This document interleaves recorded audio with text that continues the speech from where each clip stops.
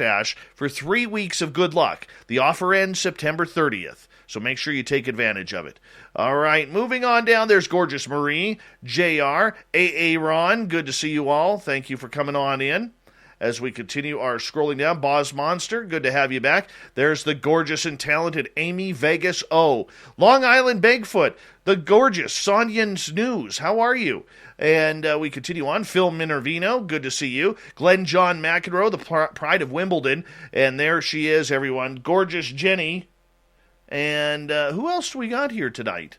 Scroll down. Blue-Nosed Witch, welcome to Spaced Out Radio's channel. And don't forget to hit that subscribe button if you don't mind. Rooted in gorgeous sacredness, good to see you. Game Vet, Sweet Donnie D, The Quick, good to have you all here. And there's 405er, Mr. Moocher, welcome. And we appreciate you. JJ Cryptids, welcome to the show. And we got about 20 seconds here. The Evil Jim, what's happening? Hi, Sandra. And I think we're caught up. We are caught up. Remember, the Super Chat is a great way to support what we do on this show on a nightly basis. If you're new here, hit that subscribe button, ring that bell. We're here 7 days a week. Thank you to all the veterans tuning on in. Everybody, get your horns up. Here we go.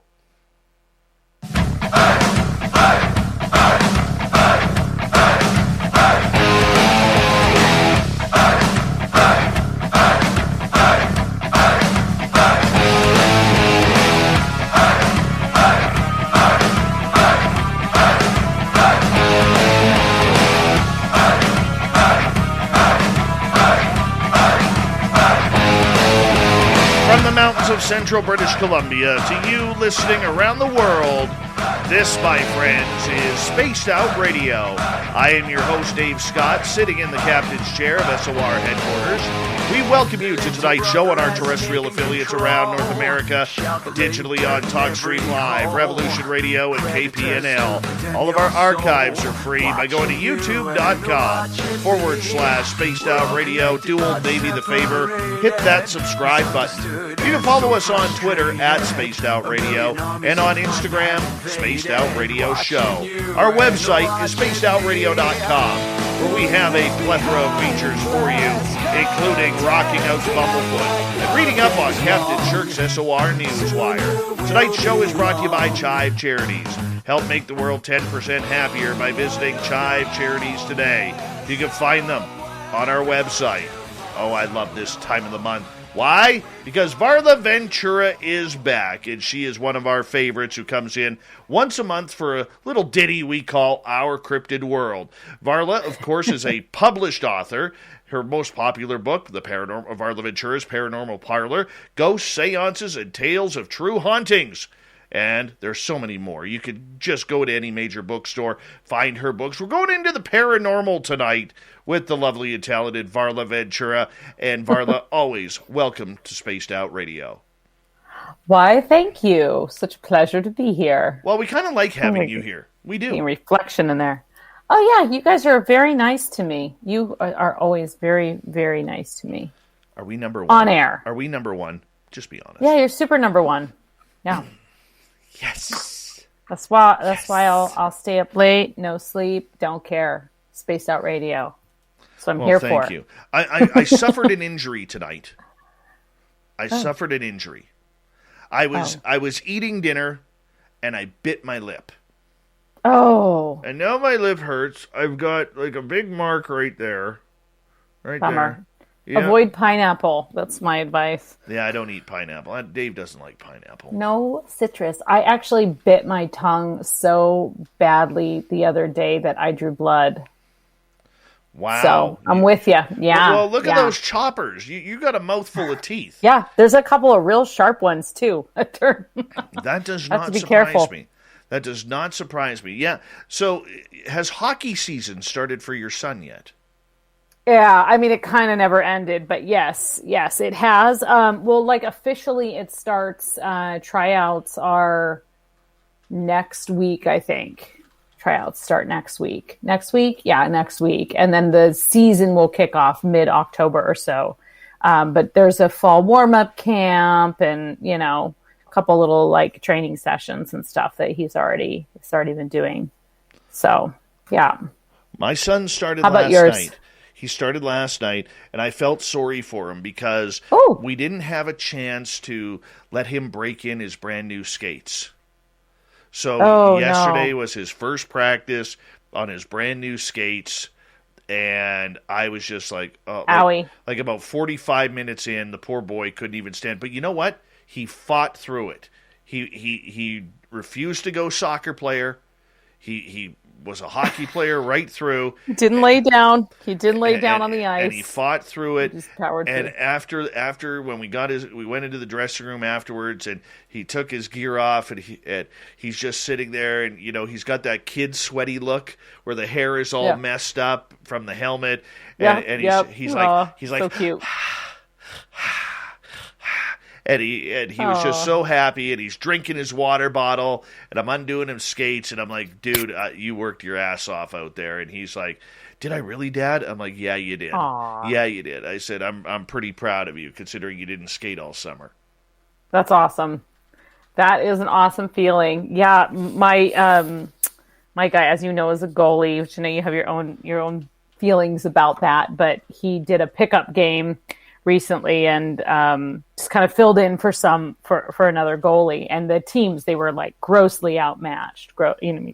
His team was very outmatched. The other team was way, way, way older and better and just faster, and it was like a 3-on-3, and he took so many shots, and he blocked maybe a third of them, but he had no defense assist there. So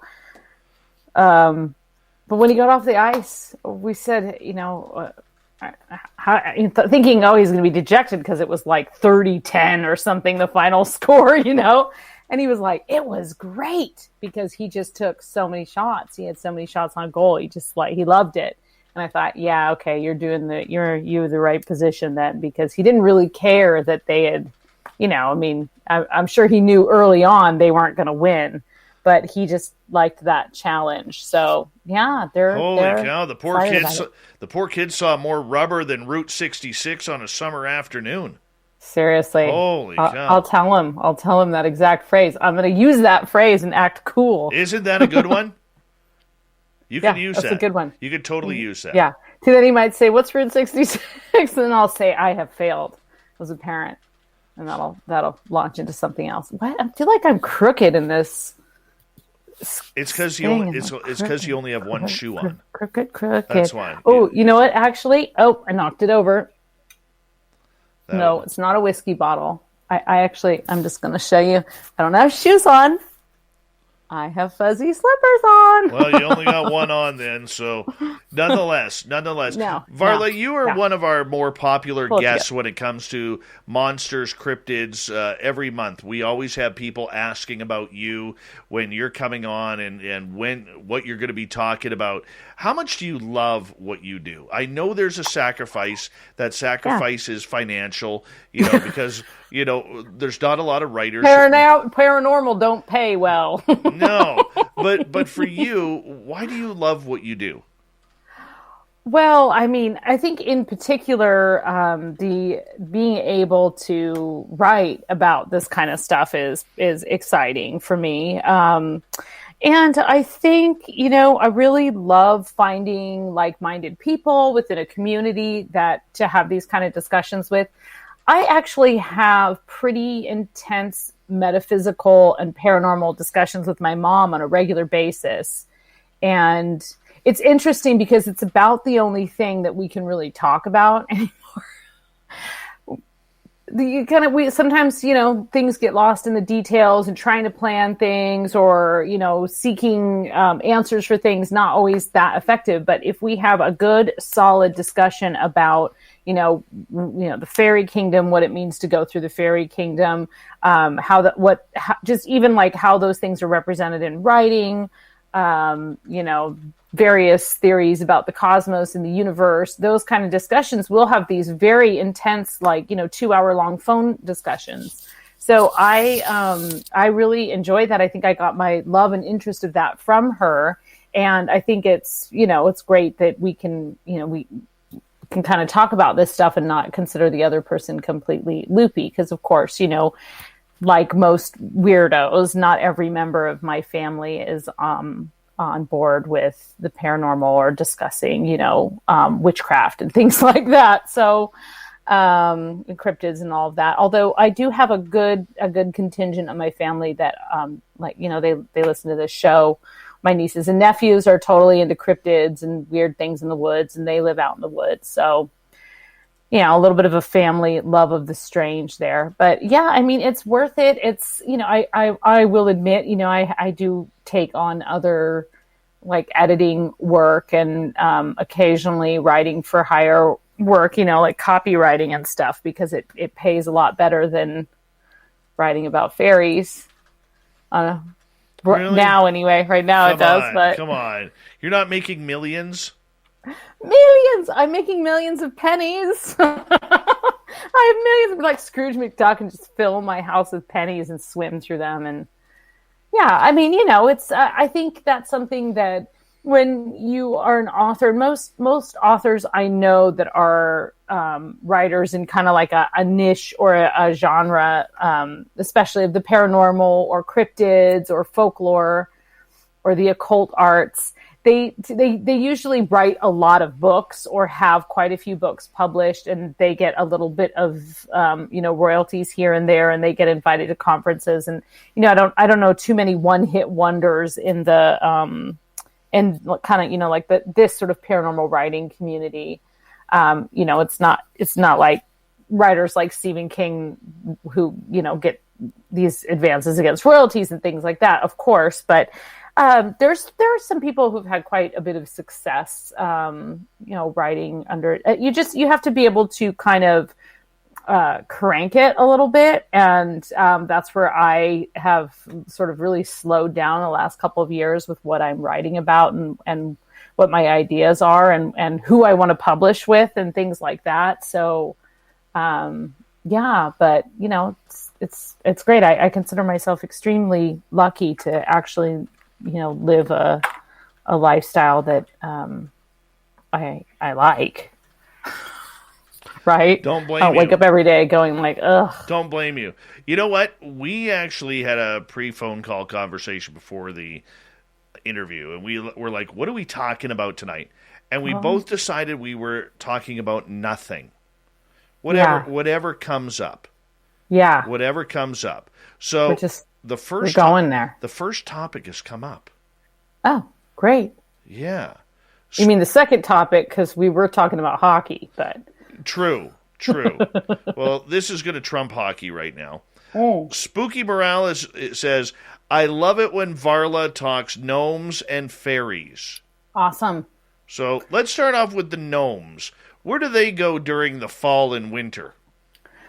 So I just want to say, on a side note here, I actually learned in the last 3 weeks, I have learned some pretty cool stuff about the fairy kingdom that I didn't really, either I didn't really know it or I didn't really fully understand where it fit in the schema of like mythology and things like that, specifically Celtic mythology. So I'm excited if we want to talk about that, because Let's do it. There's some things that I learned. Let's kick it off. So gnomes, I think gnomes. Well, okay. So here, this actually answers that, and also talks about the thing I wanted to talk about. Very politician of me, but so one of the questions that I get a lot, Dave, not unlike the where do gnomes go in the winter and the fall, but I do get questions a lot about why we cannot see like our fairies just like around us all the time. And then if they are, why can't we see them? And, where do they go? And is it a parallel dimension and all, things like that, which are really valid questions and things that I've wondered myself.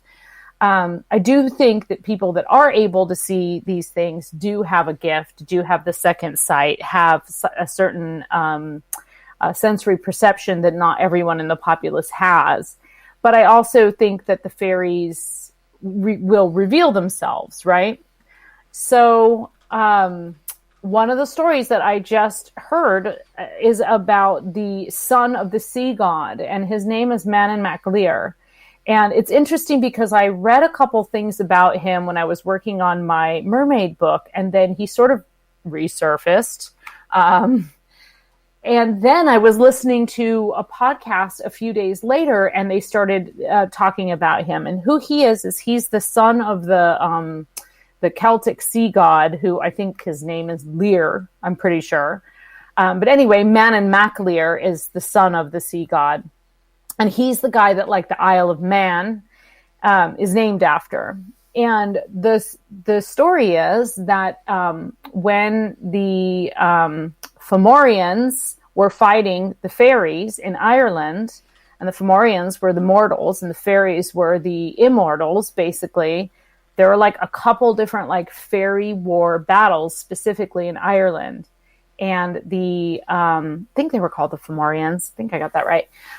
Anyway, so the fairies were going to leave. They were just going to like, okay, fine. We were defeated.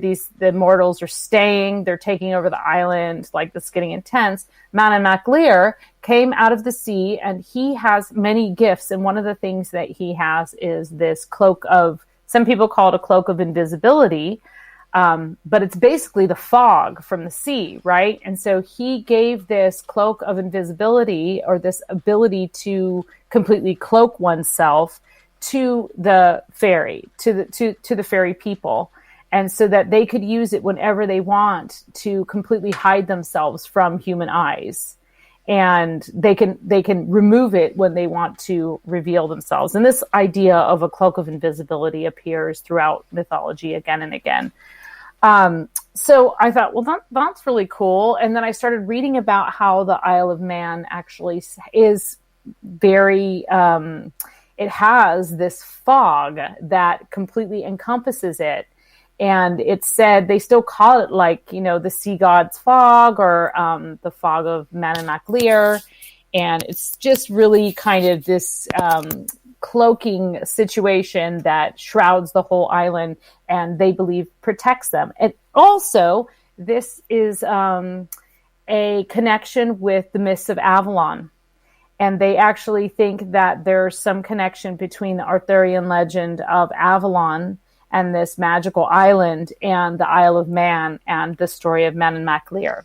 So now I know when people ask me, well, why can't I see fairies? Are they around me all the time? Now we know why, because they actually possess the ability to cloak themselves when they want and reveal themselves when they want, thanks to the son of the sea god. So I think that long way around the barn there, gnomes hang out all the time. Now, you and I, Dave, we live somewhere where it gets quite cold in the winter, so our gardens aren't verdant and green. So maybe they go places where the gardens are a little greener sometimes. But there's basically, like, if you think of it as sort of a miniature of like something that we might do in the winter. So there could be some hibernation, some, hanging indoors, maybe hanging inside your own house, maybe going in a cave. But I think that fairies are tied to the seasons, and they can like disappear and reappear. But almost like their own migration. Or do you think they maybe burrow themselves in inner Earth where it's a little warmer? I mean, it probably depends on where you live, right? Because like in Ireland, it does get cold, especially in the northern parts. It can get fairly cold in the winter, but it's not like, where you and I live. It doesn't get so cold that, you'll die of hypothermia overnight, right? So I think that, but it's not necessarily perpetually green and lush and beautiful at that time. So there are points in the year, just as we have like these magical holidays, these points in the year are times when the veil's thinner and sort of like fairies are running amok, and they pass through and they move that veil actually themselves. And those are usually tied with the seasons. So at like, maybe they just kind of like chill for a while, but at Samhain, Halloween, right? That's when we are like peak fairy crazy creature season. I mean, that's when basically like the Morrigan opens up the gates and all the creatures come flying through from the other world. Because in the Celtic mythos, the other world where the fairies live is the underworld. It is that other kind of invisible, unseen world where ghosts and banshees and werewolves and gnomes and everything all kind of dwell together. Very cool. So basically what you're saying is Halloween for all of these little cryptid creatures is like New Year's Eve for them. And then they go their merry ways to get ready for the cold of winter, and then they come out once the flowers start popping up again. No, they come at also solstice and around like the Christmas holidays. That's a time of high magic and very, very thin veils, and a time when you can pass through the worlds very easily. A lot of people don't realize that or know that, but there are quite a few legends surrounding either the winter solstice, which would be in Celtic mythology, but even in like modern Victorian England, you saw a lot of Charles Dickens would even write about the 12 nights of Christmas, and that those were times when magic was afoot, and you had to be careful because you might get, snatched up by witches and the devil and be rode off into the night. So there's other times, so that the winter season has the winter solstice. You have the beginning of February, which is commonly known for a lot of people as St. Bridget's Day. And that's a time when you're kind of bringing the light back in, and so you can connect with the fairy world then too. So I don't really think it's like, okay, we just pack up our case and go down to maybe they go to the Bermuda Triangle. Maybe that's where they go in the winter. Well, let's go with that. I mean, I look at this, and I've seen fairies. I know you have. Okay, and my daughter has seen fairies, and, I love telling this story because, a number of times when we first moved up here, she would just disappear in our backyard, and she would open up and walk into the green belt, and she was, she's not so much there because she's 18 and going on 35 right now, and trying to figure out what she wants in her life. But back when she was younger, she was very highly into meditation. And she would walk into the green belt behind our house, go sit in the long grass for a little bit, and just meditate. And she used to tell us the stories about how the fairies would come in and land on her and meditate with her. Interesting. And it got to the point where she was getting sluggish in the middle of the night because every time she went to fall asleep, the fairies would be in her room flying around, and because they were all different colors of purple, pink, orange, red, blue, green, yellow, white, because they were all different colors, when she had her eyes closed, the colors would be so bright it would shine right through her eyelids, right? And so she couldn't sleep.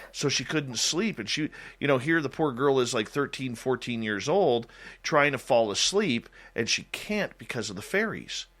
Amazing. Yeah, because they were just absolutely loving. Well, they do respond, and that's the thing, is that she was actually going out and like going into kind of a meditative, visionary trance state, and they responded to that, and they obviously trusted her.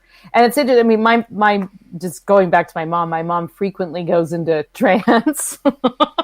Sometimes not on purpose. But she does go into trance, and she does specifically go into trance to commune with the fairies and, ask them to just like look out for her and, help her garden grow and stuff. But yeah, I mean, I do think that some people are more connected or more open to that.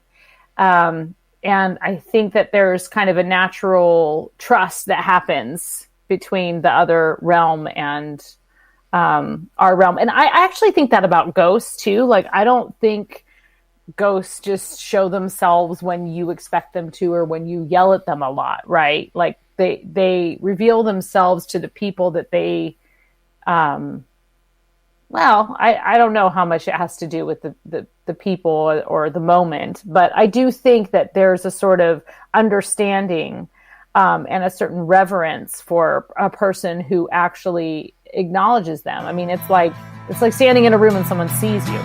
Varla Ventura, Our Cryptid World, varlaventura.net is her website.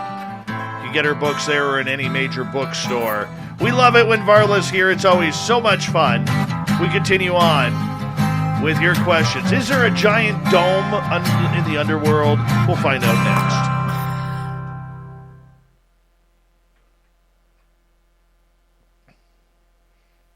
next. All right, buddy.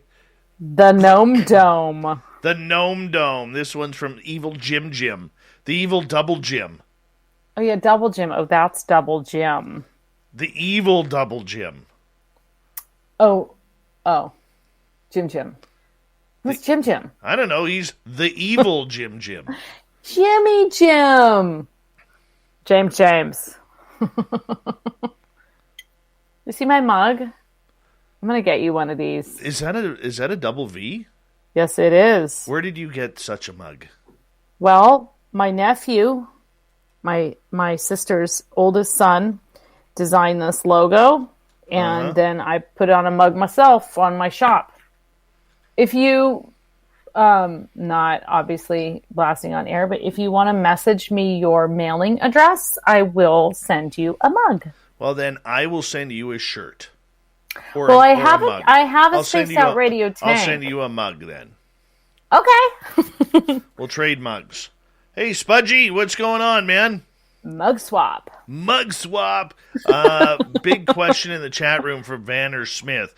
Dave, are you more smitten with Varla or Chad Smith? Ooh. I am as much. I don't want to compete. I'm not here to compete with Chad. I have a heart as big as Fap's head for Varla. But I am a Chad Smithaholic. I think we're all Chad Smithaholics. We are all Chad Smithaholics. It's just it's the first step. You got to be able to admit it. It's the first step to healing. Project Blue Book, good to see you, buddy. And let's see here.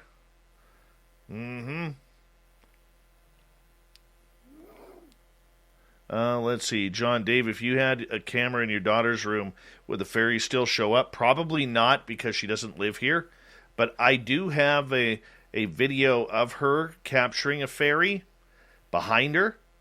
And Larry, yes, now that we got the new store, I'm going to do that for you, bud. I just got to talk to Ben from UFO Garage and get my private password into the store. Then you get your shirt, man. Super YJ, what's happening? And Larry, with the new shirts, you got to tell me which one you want and what size. Well, if you're going to do that, I'm going to do that.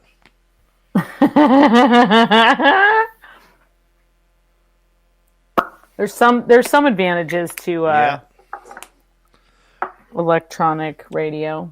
Yeah. Truth Entertainment, how are you? Welcome to our channel. And, there she is, everyone. The gorgeous Simply Coco. Simply Coco, could you please let us know what your drink of choice for tonight's show is? We'd appreciate that. Sensational Sherry, how are you? Terry Brown, good to see you. Oh, YJ, you got blue dolphins? Where in the hell did you find blue dolphins? I'm hooked up on gummy worms and blue dolphins. Blue dolphins are the best. That is my favorite candy ever, and I cannot find them up here. Ooh, all right. Well, everyone... They're like a gelatin. Keep your eye out. They're like a gelatin? Yes. Don't they have kind of like marshmallow gummy on top, and then the bottom is like... Oh, they're not like the frogs? No. I like those frogs. Dirt Road, thank you so much for that awesome super chat. Really do appreciate that. Thank you so much.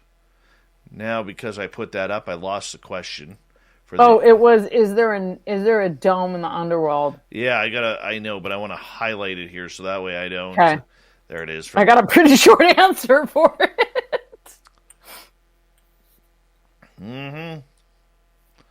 All right, there we Want go. some? There's Fapster. Bloop. Take my name out of your goddamn moof. Is that a Canadian thing? Moof? Moof? Aren't you Canadian? Fapster, I shall not. I shall not. G West, thank you so much for that awesome super chat, man. Really appreciate that. Sangria with a splash of blueberry wine, she said. Sangria with a splash. Coco said.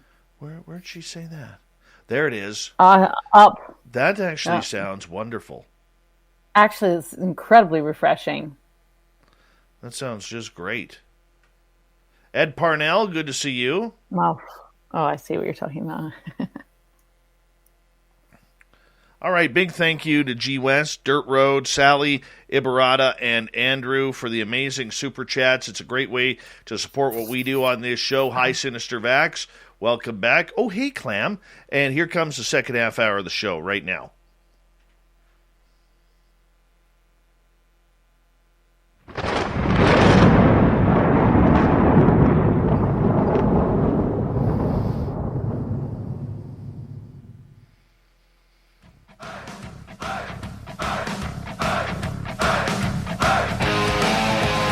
Second half hour of Spaced Out Radio is underway tonight. My name is Dave Scott. Thank you so much for tuning us in. Really do appreciate earning your listening ears. Want to remind you that if you've missed portions of this show or others, check out our free archives by going to youtube.com/Spaced Out Radio. Do me the favor, hit that subscribe button. Our website is spacedoutradio.com, where we have a plethora of features for you, including rocking out to Bumblefoot and reading up on Captain Shirk's SOR Newswire.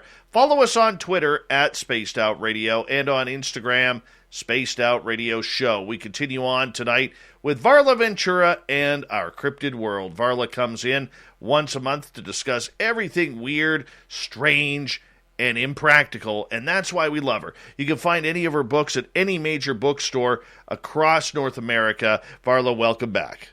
I like that. I wouldn't mind being known as the queen of impracticality. That's a good shirt. That's a crown I'd wear with pleasure. That's a good shirt. You would totally wear that. All right. Last half hour, we talked some gnomes. And then this question from the evil Jim, the evil double Jim. Is there a giant dome in the underworld? Okay, so I don't think so. Do you mean like a giant place where everyone's just like hanging out underneath it, or like an actual Superdome type thing? I don't think so, but I will tell you something kind of interesting about the underworld, or about underworld mythology that sort of science has recently revealed.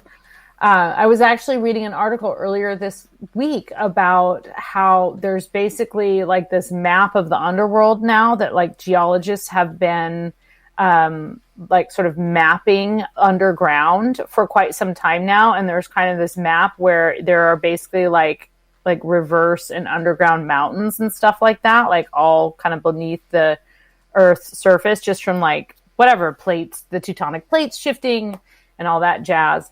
And it really kind of, it's very Tolkien. Like when you read this article, you just like look up like map of the underworld science or something, and you'll find probably the article I was looking at, which, you know, it's they're kind of fluorescent colored maps or whatever, but it just is you start thinking about like I immediately went to Lord of the Rings with it and was just like, oh, here's a map. Oh, look, here's this mountain. And so I don't know about a dome. I've never heard anything about a specific dome or any theories about that, but you know, as I've said, I know very little. I believe I said that. Do you believe? And I'm impractical. Do you believe, though, that there is an underworld where all these casts of creatures are hanging out? Yeah, but I also don't necessarily think it's like a reverse world of ours. I think it's something that kind of coexists with us. Because one thing that I think, and I say this as a person who can be guilty of this, it's very hard to not think in linear time. We are trained to think in linear time, but there are times in your life when linear time is completely thrown out. One of those times is birth. Like linear time has nothing to do with the process of birth. Death is another time when linear time is sort of irrelevant.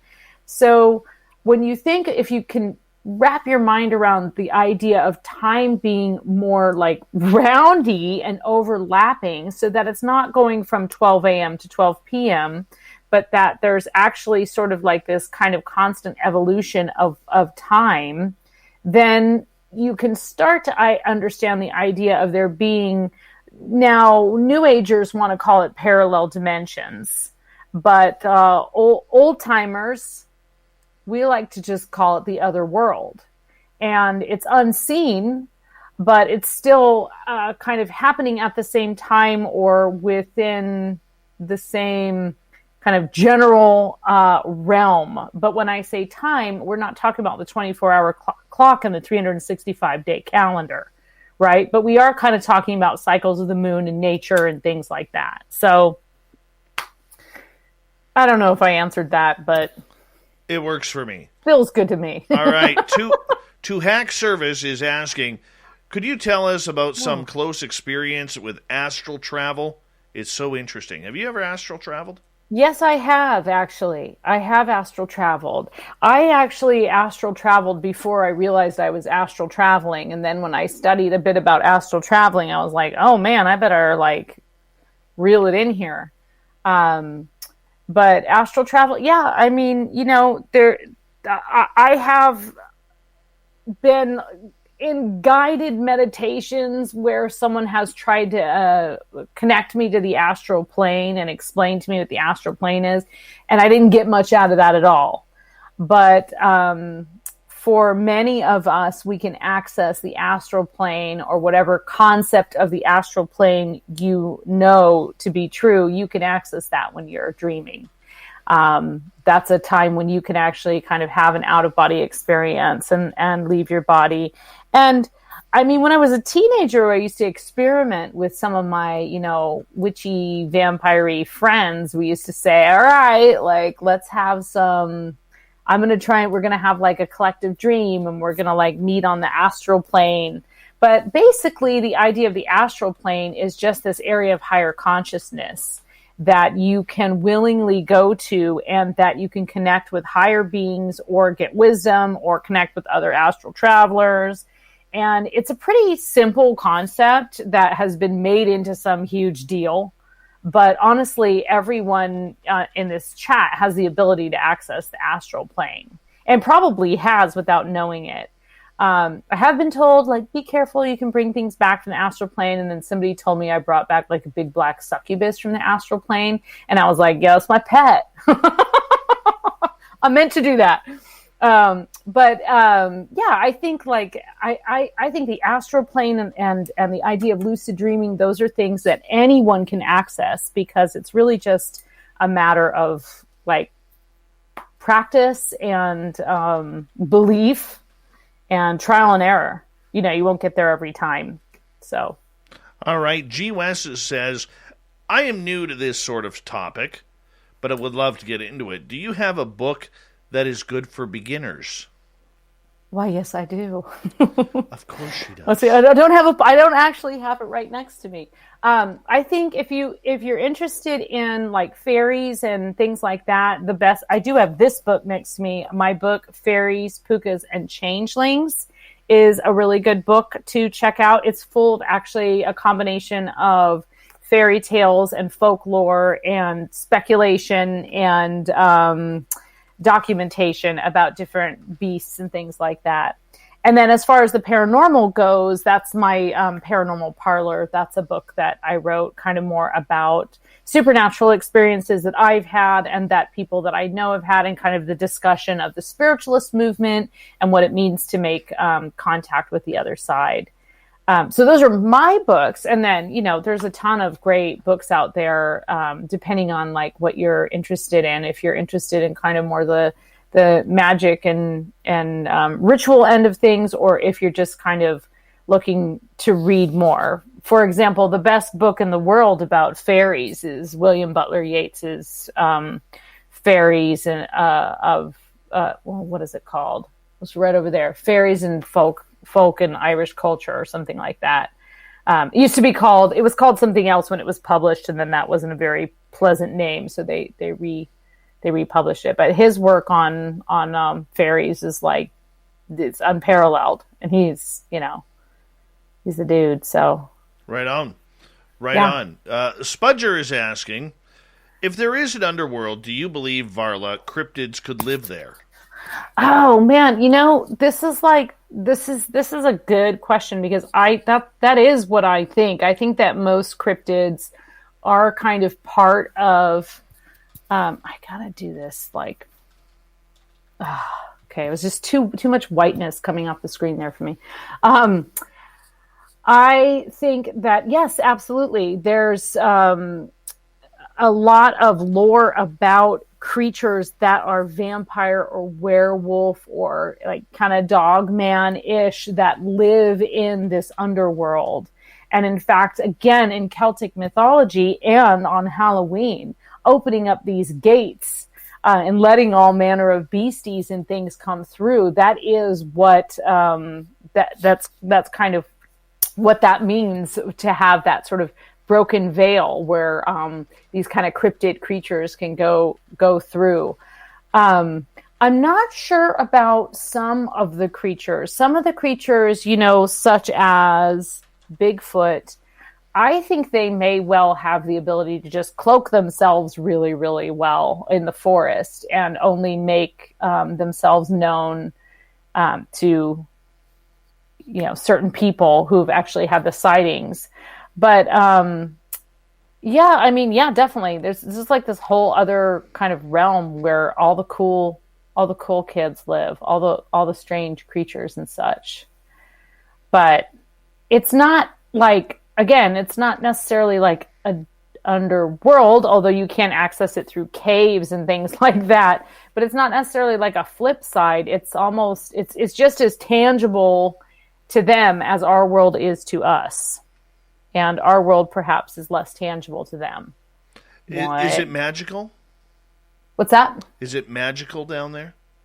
Oh, this is the most magical. It's the most magical realm in all the lands. Yeah, absolutely. I think there's a real strong connection. I think I've made this argument before, that I do think that most cryptids are actually part of the fairy kingdom. And I think that when we think of fairies, we think of small magical things with wings.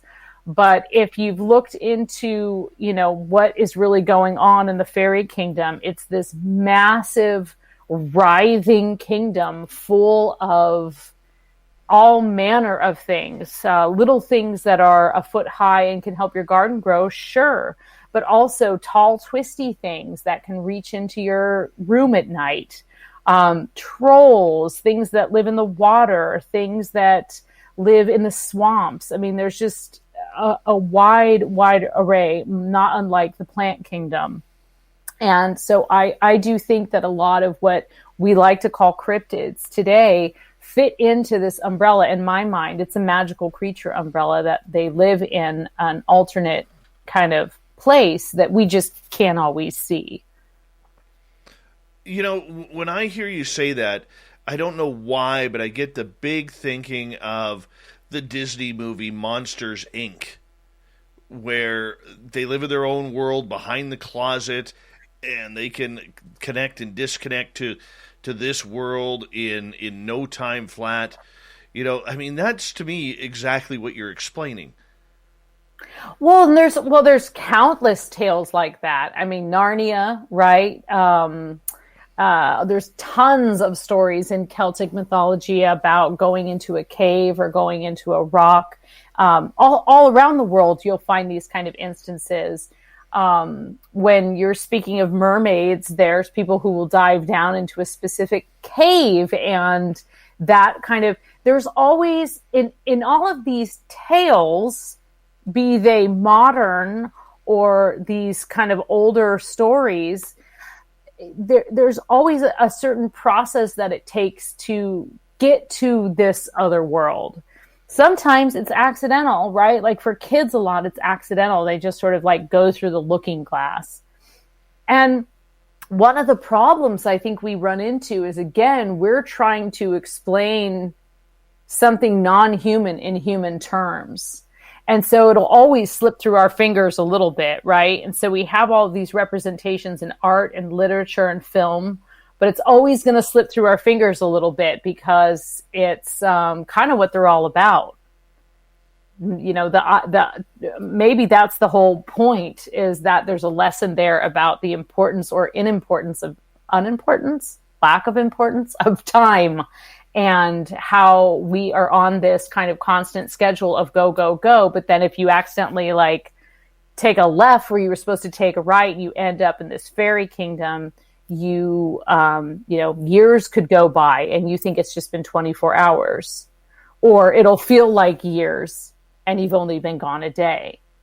So there's and I think we've all had those time slips, right? Those moments in time where either things have seemed to stand still, or things seemed a little surreal, or we've lost that part of time, or we've seen something that, I don't know, like the times that I've seen ghosts, it's like it when you remember it, it feels like it took like, you know, half the night was spent, but it was really probably like 10 seconds tops that you were like, whoa, there's this freaking shimmering thing at the foot of my bed. But when you're thinking about it, it just overcomes you to the point where your concept of time is really thrown off with that. And so when we have these little glimpses into that other world, it really, I don't know. I mean, personally, for me, it really messes with my sense of time. Why are children so susceptible to this kind of world? I just think they're closer to it. I think they're less absorbed in time, for one thing, right? Like, I don't know about you, but my son does not really, like, I mean, yes, he can tell the time, but he doesn't have the concept of time as in like, I'm going to be late, or I have to, you know, he's just so in the moment. And I think that there's a certain, it's something that's very difficult as we get older to really actually be in the moment. We talk about that all the time, right? We're like, seize the day. But then like we also think, oh yes, but you know, I've got to go home and, you know, let the dogs out. So we're always thinking ahead, or we're thinking, probably more often we're thinking in the past. We're constantly thinking about our past mistakes or our past triumphs, and we're not really actually present. Whereas children, because they don't really know what to expect, right? So they're just much more present. So I think that's part of it. And then also children are just more open-minded. They don't know all the things yet, and so they're more intelligent than us in that way, right? Because they are more open-minded. They are, you know, I mean, how many times have you had a conversation with your child about something that in your mind you're thinking like, there's no way we could do that. But in their minds, it seems incredibly plausible, because it's just as plausible that, you know, you can, whatever, eat cake for dinner as it is that you could, you know, I don't know, end up in another realm. And so I think that and I also think that when it comes to like the paranormal and like ghost sightings and things like that, I think that children are definitely more susceptible to those things because they don't know to be afraid, and we actually teach them to be afraid. They don't necessarily, now there's scary stuff out there, right? But it's our reaction to that, children read our cues. So I think that there's a lot of kind of inherent understanding of the other world that comes with children that we've removed ourselves from. Very true. And you know, I look at my son, the clock means nothing. Yeah. The clock means nothing. If it wasn't for mom and dad, he would still be up right now. Yeah. Absolutely. Oh, 100%. And speaking of time, any parent who is ever trying to get their child ready in the morning or to bed at night, it's like, why does morning time go so fast and suddenly you have no time and you're late? And then why is nighttime so long and you're trying so hard to get them to go to sleep? Oh, yeah. I mean, it's the relationship with time is very different for us. And of course, that's because we are on this clock. We're on this obligatory clock of 9 to 5 work or whatever hours we work, midnight to midnight or 7 to 7 or whatever it is, So I had a good conversation with my 22-year-old daughter the other day, and we were texting each other, and she's like, Dad, I never knew that adulting sucked so much. Mm-hmm. And I come home? And I'm like, yeah, unfortunately, I told you not to grow up, but you didn't listen. You didn't listen. You know what? At least she's conscious enough to say that. I don't feel like I was conscious enough to say that until I was in my 30s or something. By then it was just too late. Yeah. You know what, though? What amazes me is how fast time goes the older you get. Like when I was a kid, I remember I thought staying up until 11 o'clock was so late. I was such a rebel staying up until 11 o'clock. And then in summertime, you do it 2 nights in a row and then 3 nights in a row. And then that 4th night, your parents are like, 9:30, go to bed. And you're like, what? I was just up till 11 last night. But now I can't believe, ever since I became a parent, I cannot believe how fast time goes. Like, I don't see my son as 8 years old. I definitely do not see my daughter as 22 years old. Yeah. Really, yes. Yes, it's amazing. It's absolutely I do think that that's a real, there's an obvious marker, right? Like, there's a physical marker of aging, but you don't notice it when you're a kid because you're in the middle of that. You're in the middle of it. When I think back of summers, it felt to me like summers were so long and so stretched out and, so glorious. And now it's just what, summer's over already? No, I need 1 more month. Not that I don't work in the summer, I'm not on the school schedule, but my son is. And it just, those days are, oh yeah. We had to sleep train him to go back to school. He's 10. Yeah, same here. I was like, buddy, we got to sleep train. All right, one quick question. We got 2 minutes before we have to go to break here. Spooky is asking, Varla, what are some of your favorite movies?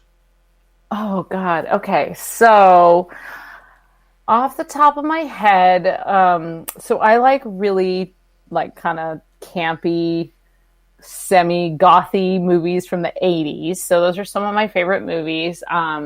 So I love Clue, and I love the Addams Family movies, and Beetlejuice, and all those kind of Tim Burton movies. So those are definitely some of my favorites. Trying to think if there's anything really profound that I can contribute other than, Nosferatu. That's not that profound, but it's one of the first vampire movies ever made, and it's pretty freaky. I loved The Orphanage. If you haven't seen that, that's a really creepy movie. And Dave, have you seen that movie? No. It's actually a Spanish movie. It's really creepy. And if you're a parent, I'm just going to tell you right now, it's deeply disturbing in a way that I don't want to reveal because it's so dang good. I have this great friend. I should really get a fabulous movie list from him. I have this great friend who runs a couple movie theaters in San Francisco, and throughout the pandemic, he and I have gotten together and we've done watch parties of really various horror movies and stuff. And so one of them was what was it called? I don't even remember, but it was about a Zoom seance that these people did, and it was all done on the screen, everybody's little squares of everybody doing the seance in their own thing, and then of course they all get possessed, and it was made during the pandemic, so that was a pretty great movie. But I also like anything Harvey, anything black and white. Mr. Peabody and the Mermaid, great movie. I love 12 Angry Men. If you've never seen that, that's not particularly paranormal. It's just well acted. And anything with Greta Garbo. She's such a grump. Very nice. Yeah. Very nice. Varla, I'm going to get you to hold on right there as we are going to go to break here at the top of the hour. 1 hour down, 2 hours to go on Spaced Out Radio tonight. And, of course, we're going to continue to take audience questions for Varla Ventura, our Cryptid World. Varla joins us once a month here on The Big Show. talk all things strange and weird. When we come down, how about a little witchcraft? See where it goes. VarlaVentura.net is our website. Spaced Out Radio continues right after this.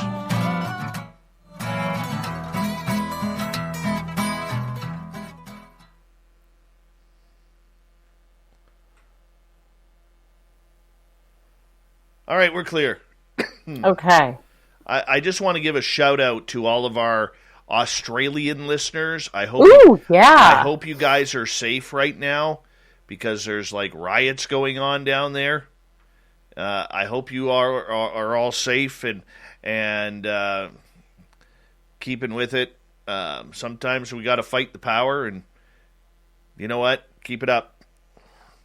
Keep it up. I hope all of our listeners down there are safe. So please check in with us. We'd appreciate that. Neoma Finn, welcome to our channel. Thank you for joining us. Don't forget to hit that subscribe button.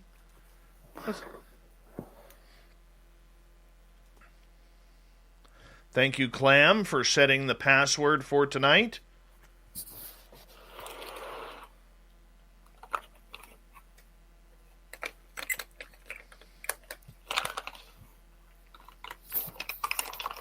Yeah, absolutely. I'm standing with the Australian citizens tonight. With the citizens. We're having that same crap happen here, and people are falling for it. I don't usually like to get political, but I'm pissed off. Well, you're on break. You're technically on break, right? Yeah, I know, but it's still going to be on YouTube, right? The YouTube. They don't censor nothing. So I got to be careful. Kitties, puppies, puppies, kitties, puppies. Can you get kicked off YouTube? Yeah, just put a cute cat picture up. We'll be fine.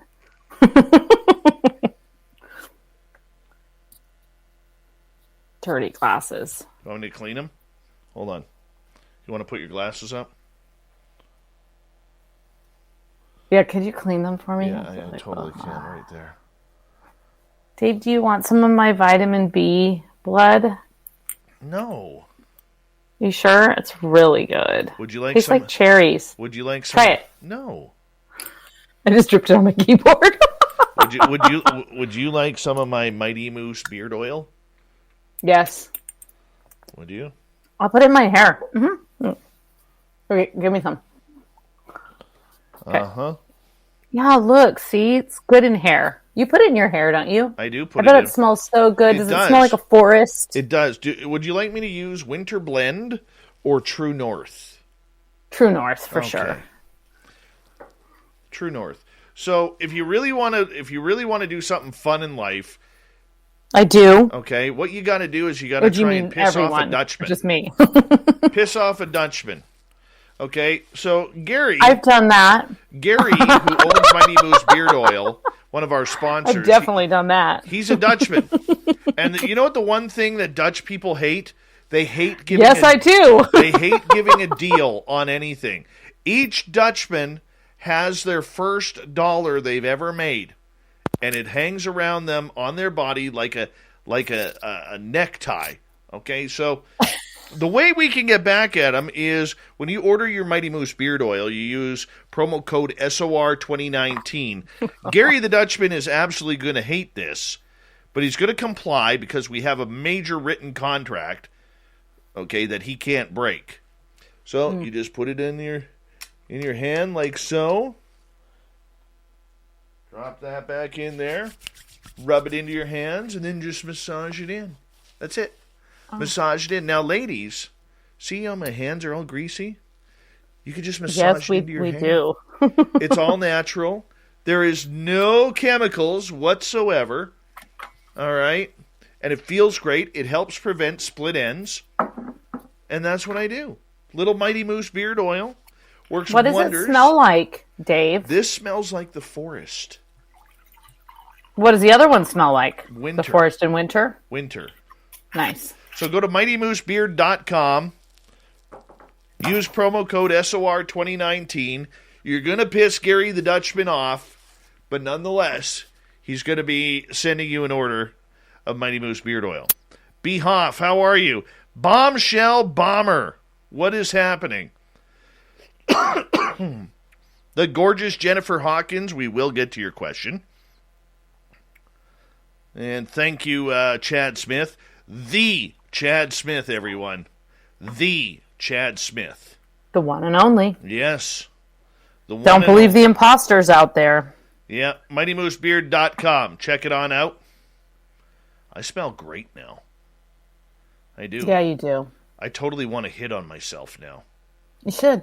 I have a candle burning that I think smells like you. That's my guess.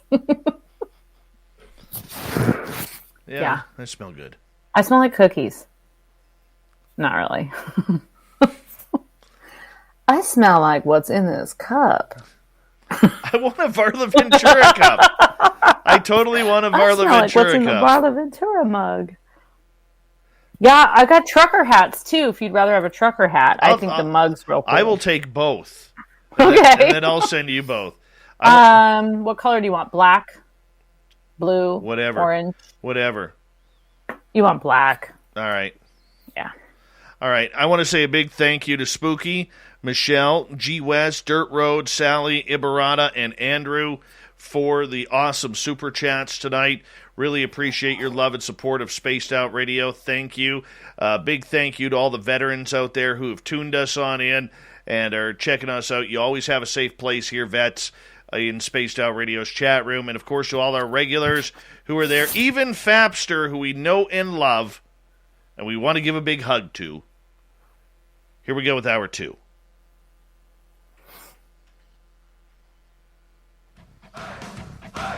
You're listening to Spaced Out Radio with Dave Scott. Follow Dave on Twitter at Spaced Out Radio and on Facebook, Spaced Out Radio Show. Here we go with hour number 2 of Spaced Out Radio tonight. My name is Dave Scott. Thank you so much for taking the time to join us. We really do appreciate earning your listening ears wherever you are in this beautiful planet we call Earth. Want to say hello to everyone listening in on our terrestrial affiliates around North America, digitally on TalkStream Live, Revolution Radio, and KPNL. All of our archives are free by going to youtube.com/Spaced Out Radio. Just do me the favor, hit that subscribe button. The Desert Clam has set the password for tonight in the SOR Space Travelers Club. Balbutiant. Balbutiant is your password. Use it wisely, Space Travelers, as the Clam sets the password each and every night right here on Spaced Out Radio. Our website is spacedoutradio.com, where we have a plethora of features for you, including rocking out to Bumblefoot and reading up on Captain Shirk's SOR Newswire. Follow us on Twitter at Spaced Out Radio and on Instagram, Spaced Out Radio Show. We continue on tonight with Varla Ventura's Our Cryptid World. Varla comes in once a month to hang out and talk all things strange, dark, and macabre. It's the only time I get to use the word macabre on this show is when Varla is here. VarlaVentura.net. We're going to start off with a question from the Evil Double Jim. Witchcraft. Can they enslave your ghost if they steal your bones? Well, it doesn't quite work like that. There are, interestingly, Dave, as I mentioned to you off air earlier, I have been working with someone on a book about, specifically about necromancy. It's not my book. I haven't written it. I've just been working in an editorial capacity. And one of the things that I really like about this particular book is that he really kind of clarifies a lot of what it means to be a witch that works with the dead and kind of the history of witchcraft and necromancy. And I think that we have ideas from movies and things like that about like just sort of summoning corpses and having them follow us around and do our bidding, which as fabulous as that sounds, it doesn't quite work that way. But usually when you work with like the bones of someone, or you have, for example, as he talks about in this book, which is, by the way, called The Witch's Book of the Dead, as he talks about in this book, the skulls are used as a means of communication with the dead. And I won't try and sum up this incredible work in, a paragraph, but there's a lot of steps that you can take in order to be an effective and responsible necromancer. So having said that, some people do think that the bones themselves of a person will kind of hold them from the afterlife. But I think it really is much more personal than that. Can it get more personal than someone stealing your bones? Not really.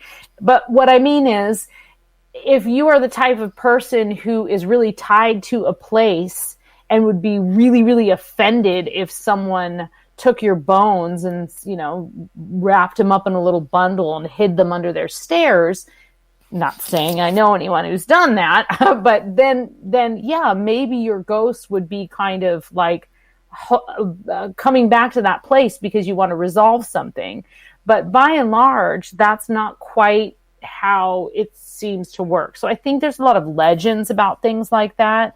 But mostly ghosts have a bit more power than we think they do, or people in the afterlife or the dead or whatever. They have more power than we give them credit for.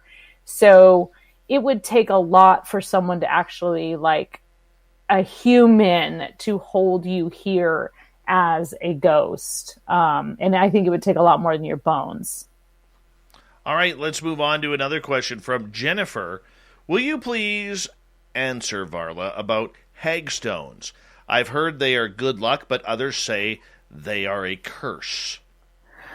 Well, I tend to think anything that is associated with witches or hags is a blessing, and that they're usually associated with curses because people are afraid of witches, basically. But I don't really, are you talking about a particular kind of magical stone that is called a hagstone? That's what she's asking. Yeah.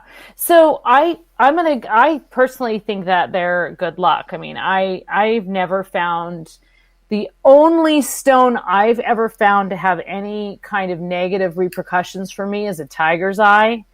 And other than that, all stones that I have, they just all serve different purposes. And just remember, I think the term hag, we think of something ugly because it was a way to sort of dismiss older women in society. That was the whole purpose of the icon of this craggy old woman, that she wasn't of any value, that she had all of these smelly herbs and, strange ways, and she didn't fit in society. And that is why the term hag is associated with something kind of negative. But in fact, we know that women of a certain age develop an immense amount of power and wisdom. And they also frequently would outlive their husbands and would inherit their property.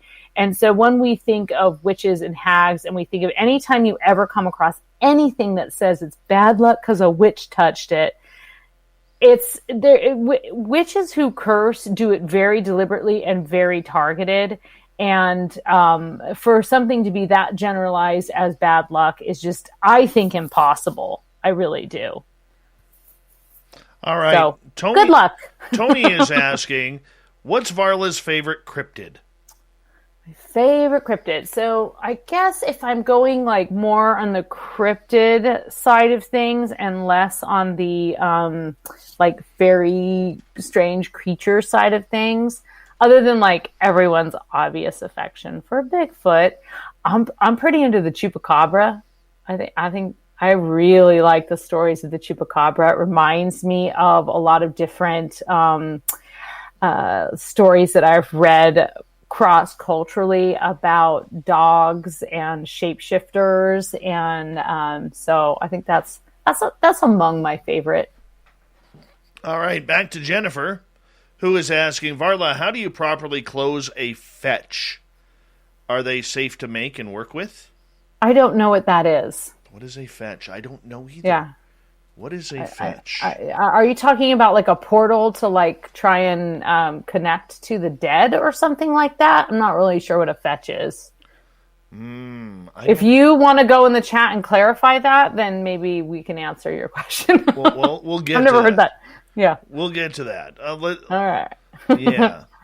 Let's see. What else do we have here? We're just waiting on that. We are just waiting on that. Waiting on fetch clarification. Waiting on what a fetch is. I don't know. Usually I could quickly Google something. I know what happens when I say fetch. My goodness. All right. As we talk about magic and good luck, bad Fetching. luck.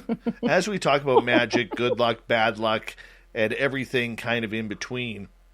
Now we got the answer. A fetch that you make from stuff you find and bury and feed and give a purpose or a work to do, and you maintain it. Oh, okay. So let me see and that. It works your bidding.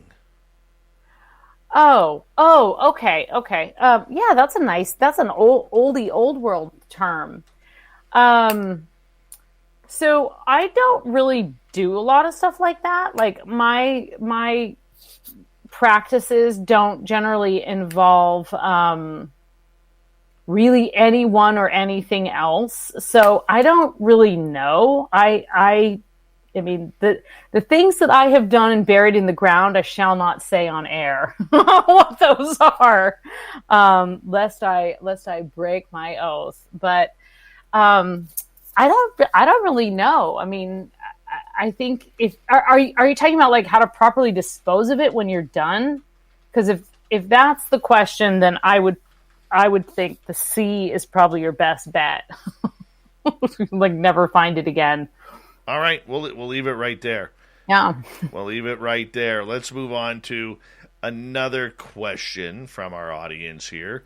YJ is asking, is there any witchcraft-related literature with reference to aliens or UFOs? So I'm not a huge expert on this subject. I've read speculation here and there. There's definitely some overlap with fairy folklore and aliens and poltergeists and things like that, especially when we're talking about like the absence of time. That's another experience that people might relate to as far as like abductions or just sort of like having a encounter that leaves you confused and unsure of what time it is anymore, or where you are. So there's some, I personally have drawn some parallels. As far as witchcraft, I mean, I'm sure there are scholars much more immersed than I that have actually, done their witchy digging on this.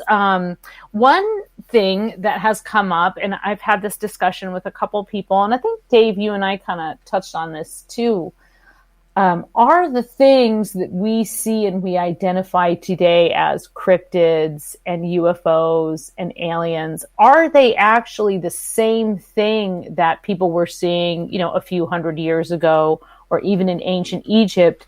They just had different names and ways of describing them. And we and scholars have given these things names over time.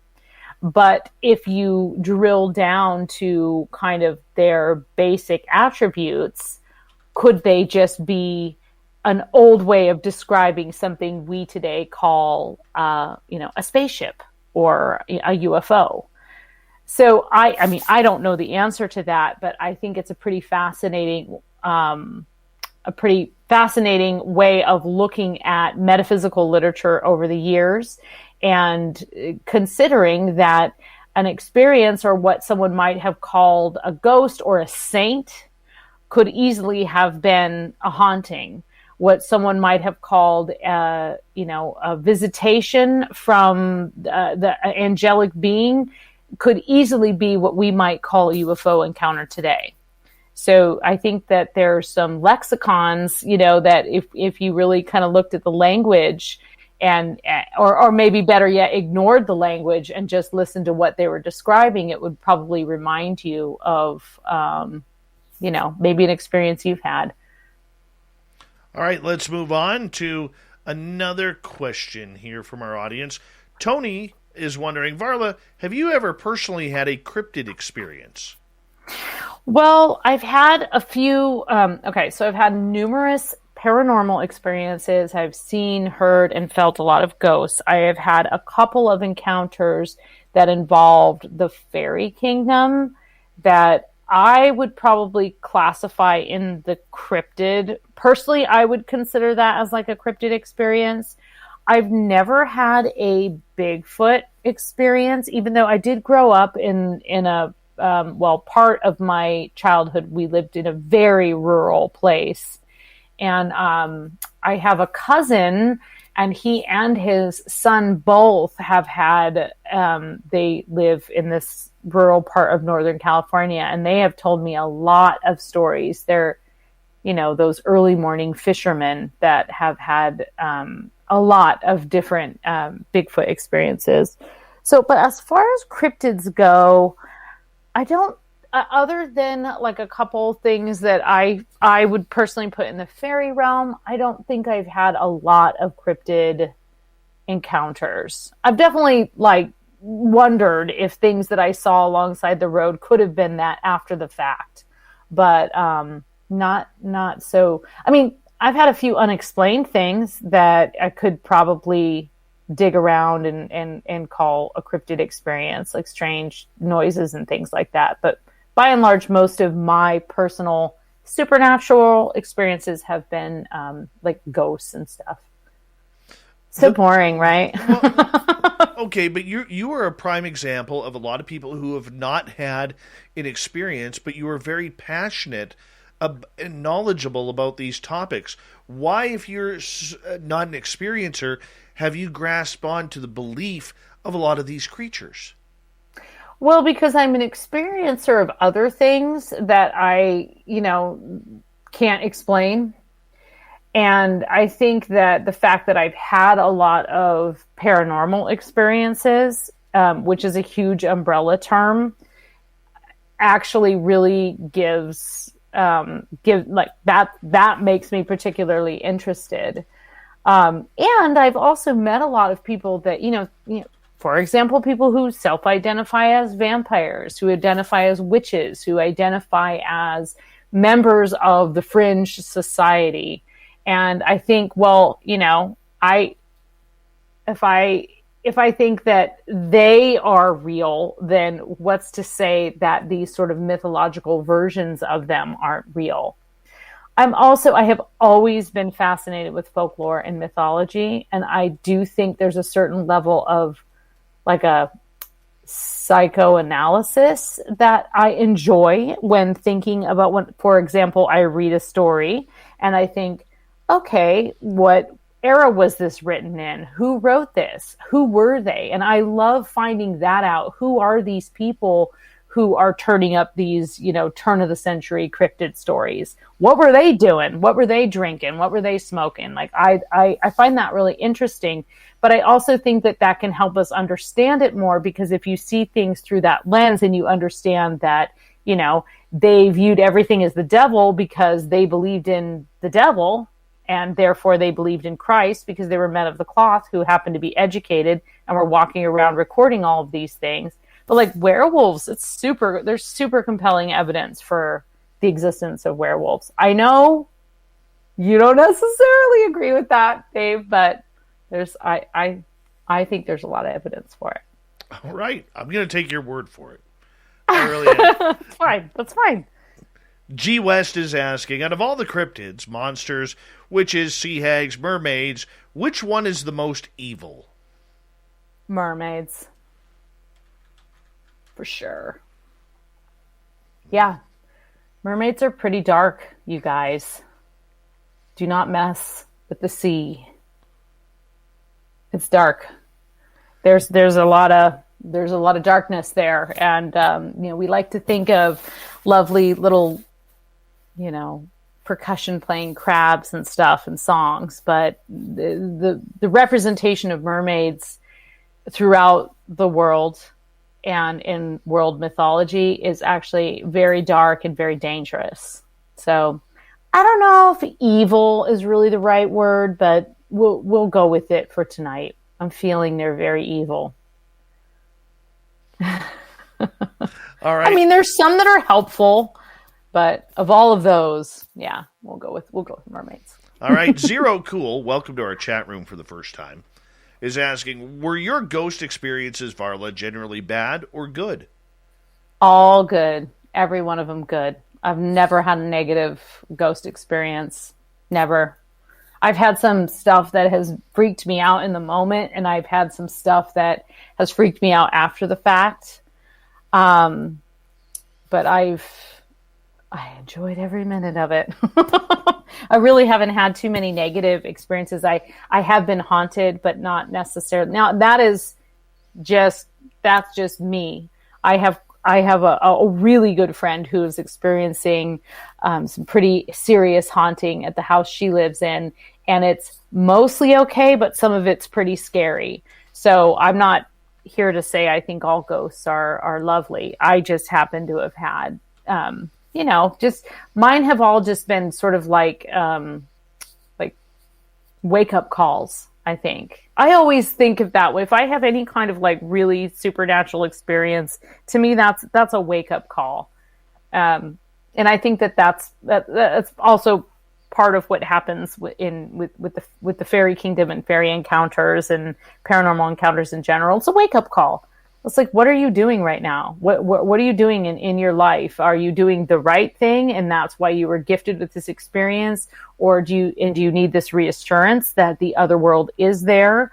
Or are you just being a complete idiot? And do you really just need that thwack on the forehead that icy finger just gave you? This personal experience. We got 3 minutes to go before we got to go to break at the bottom of the hour. Nicola is asking, what do you think shadow people are, and where do they come from? Yeah, shadow people are definitely, I hear a lot of pretty frightening stories about shadow people. I think that they are definitely in the sort of ghost afterlife realm. I think that they're the dead that are lurking around to kind of get messages to us. That's my personal belief. I think some people think they're another kind of entity. I don't really know, right? Like, we're all just totally guessing when it comes to this stuff, because it's really all like the paranormal and the unknown, and we're just kind of basing it on our experiences. But I do think that they are the dead. I don't think they're necessarily the dead, like someone that is like hanging around, but I think that they may be the dead that have something kind of unrequited. I don't think all ghosts are like Marley dragging the chains around and like, oh, I may have had regrets in life. I think that some ghosts have other reasons that they're appearing, or trying to get messages through. But with shadow people in particular, I think that they're heavy and they're more visible than some other ghostly experiences. They're frequently described as blackness versus the shimmering light that some of us have seen with ghosts. And so to me, I feel like there's some kind of messenger. So that kind of goes right along with the wake-up call. I do think that there's some kind of messenger, and I've always had the impression that they're checking on whoever they're looking at. And it scares us as mortals, but it's not necessarily inherently evil. It's just very scary because it's so solid, even though it's invisible at the same time, right? It's just this like really kind of, it is a shadow, and that's shadow people is a really good way to describe it. So I've always kind of thought they were like checking on people for whatever reasons. I don't like shadow people. Maybe they have a big shadowy list. Do not like shadow I know. people. Scary, right? I have literally been within 30 feet of one. I'm not talking like ghostly shadows. I'm saying an actual shadow person. And it was so eerie. And it turned, it looked at me, then it did a 180 and ran like lightning speed right into a cement wall and disappeared. So it's like you caught it. I do see. That's what I mean. I feel like they're checking. They're like secret agents from the afterlife or something, right? It was standing at my door. I was living in a basement suite, and after my ex-wife and I split up. And I came around the corner wide because my entry to the door was behind the house. Okay, I will finish this story when we come back. Great. On my shadow person experience. Varla Ventura is our guest tonight on Spaced Out Radio. VarlaVentura.net. You can find all of her books at any major bookstore across North America. Yes, bookstores still exist, people. We should use them more often. Spaced Out Radio continues right after this.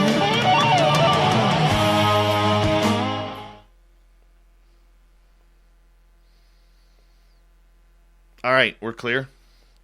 I want to say something right off the bat here. Varla, I'm going to move you because I want this to be fully on me here for a second. All right. When I made the comment last break about Australia and making sure our listeners over there were okay and to keep up, fight for what you believe in, all right, one of our listeners decided to say, automatically accuse me of being an anti-vaxxer and all that kind of crap.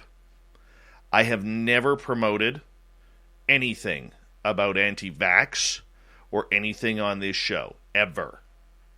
I am pro-choice, that you get to do what you want. If you believe in the vaccination, take it. If you don't believe in it, don't take it.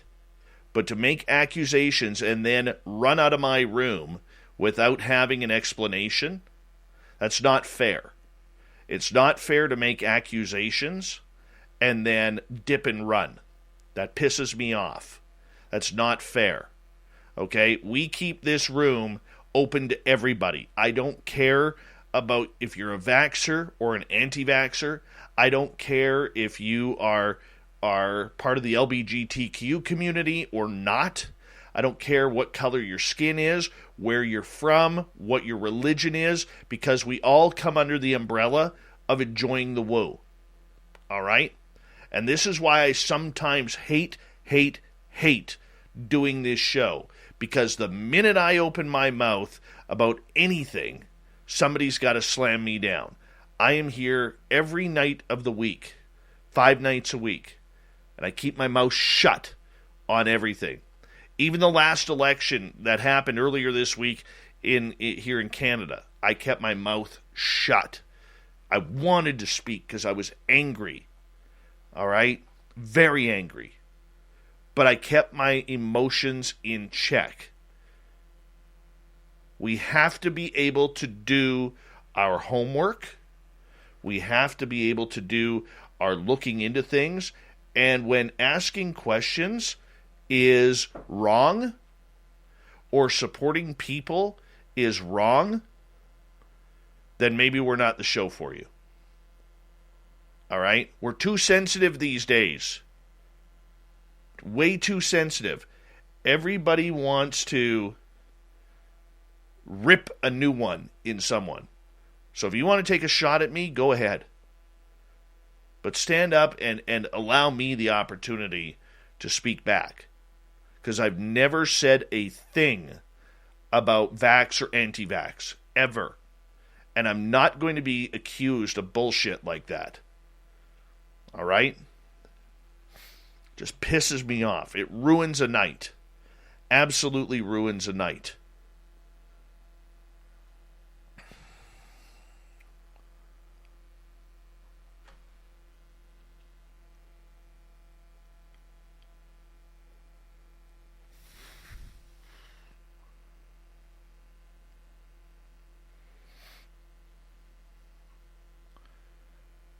And I suggest that any of you out there, whether you're for protests or not, go see what the police are doing to people. I watched a video earlier today of a woman protesting with her little boy. All she did was walk down the sidewalk with a protest sign on, and police tried to rip her kid out of her arms. The boy was crying. All right? Use some humanity. We don't live in a good place right now. It's not fun living right now. Hasn't been for a year and a half.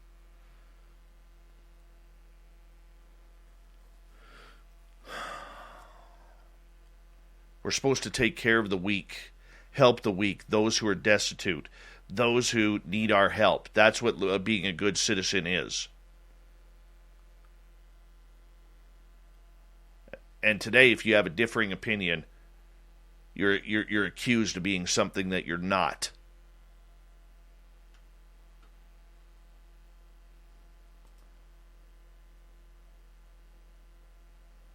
Hey, Duke, how you doing? I apologize, but that one stung. Don't accuse me of bullshit. Okay? Don't put words in my mouth. Okay? And if you can't handle my answer or my reply, because I'm a pretty honest guy, if you can't handle my reply, leave.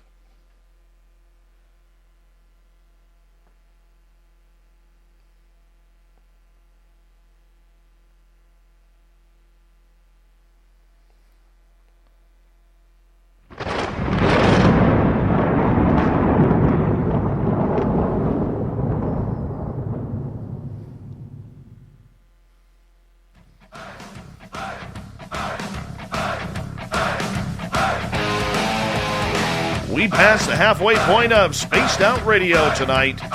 My name is Dave Scott. Thank you so much for taking the time to join us. We really do appreciate earning your listening ears. Want to remind you that if you've missed portions of this show or others, check out our free archives by going to youtube.com/Spaced Out Radio. Do old Davey the favor, hit that subscribe button. Our website is spacedoutradio.com, where we have a plethora of features for you, including rocking out to Bumblefoot and reading up on Captain Shirk's SOR Newswire. Follow us on Twitter at Spaced Out Radio and on Instagram, Spaced Out Radio Show. We continue on tonight with Varla Ventura. VarlaVentura.net is her website. And you can find any of her books at any major bookstore across North America. And it's our Cryptid World, where she comes in every now and again, once a month, hangs out, talks about some serious woo, and we love her here. Love her. Varla, welcome back. Thanks. I just realized we have the same haircut. We do. We both have Karen hair. Total Karen hair. Super Karen. Super Karen. So Karen. I wear a I cape. definitely I do wear a not cape. have Karen hair. Anyways, I do right now. I'm not going to lie. Yeah, you totally are. I Karen. totally have Karen hair right now. Anyways, I was telling you my story of my experience with a shadow person right before the break. Yes. You remember? Yes. It was so long ago. I do. Okay, so here's the full story. I was trying to give you the Cole's Notes version previous to this. So I was working late nights at the radio station. And this is back when Art Bell was still on the radio.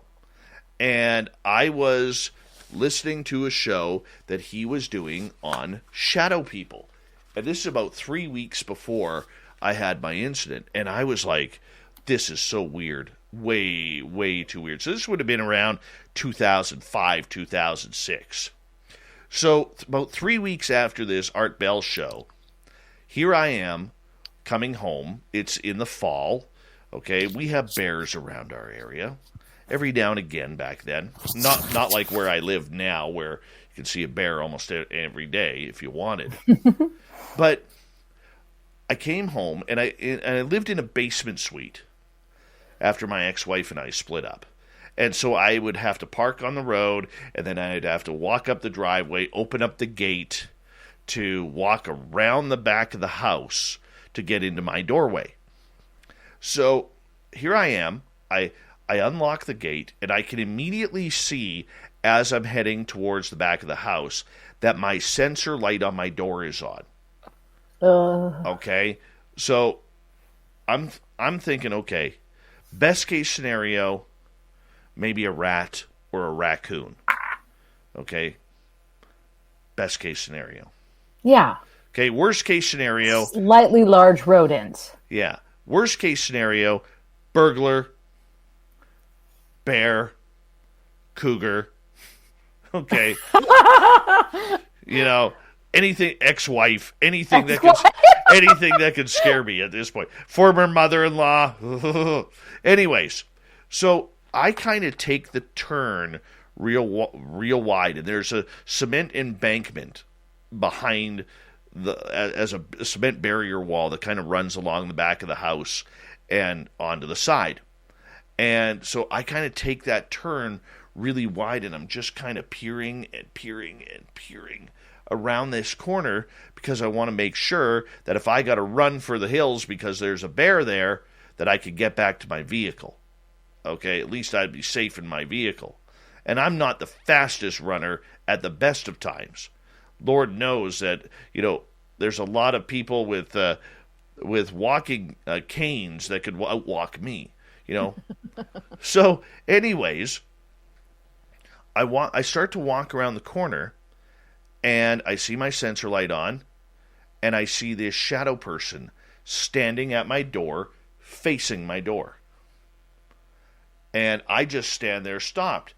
And all of a sudden I'm thinking, holy cow, Art Bell is right. These things exist. And the one thing I remember, it was very cartoonish. It had like a round head. It didn't have a hat. Okay, and then, as a kid where you draw like the neckline and then the square shoulders for, and then the square body and then the square pants, okay, or the rectangular pants, that's what it looked like. It had no hands, there was no face, there was no feet. Like a paper cutout. Exactly. Yeah. Exactly like a paper cutout. And I'm looking at this thing, it turns its body, looks right at me, and then did a 180-degree turn, and just like boom, like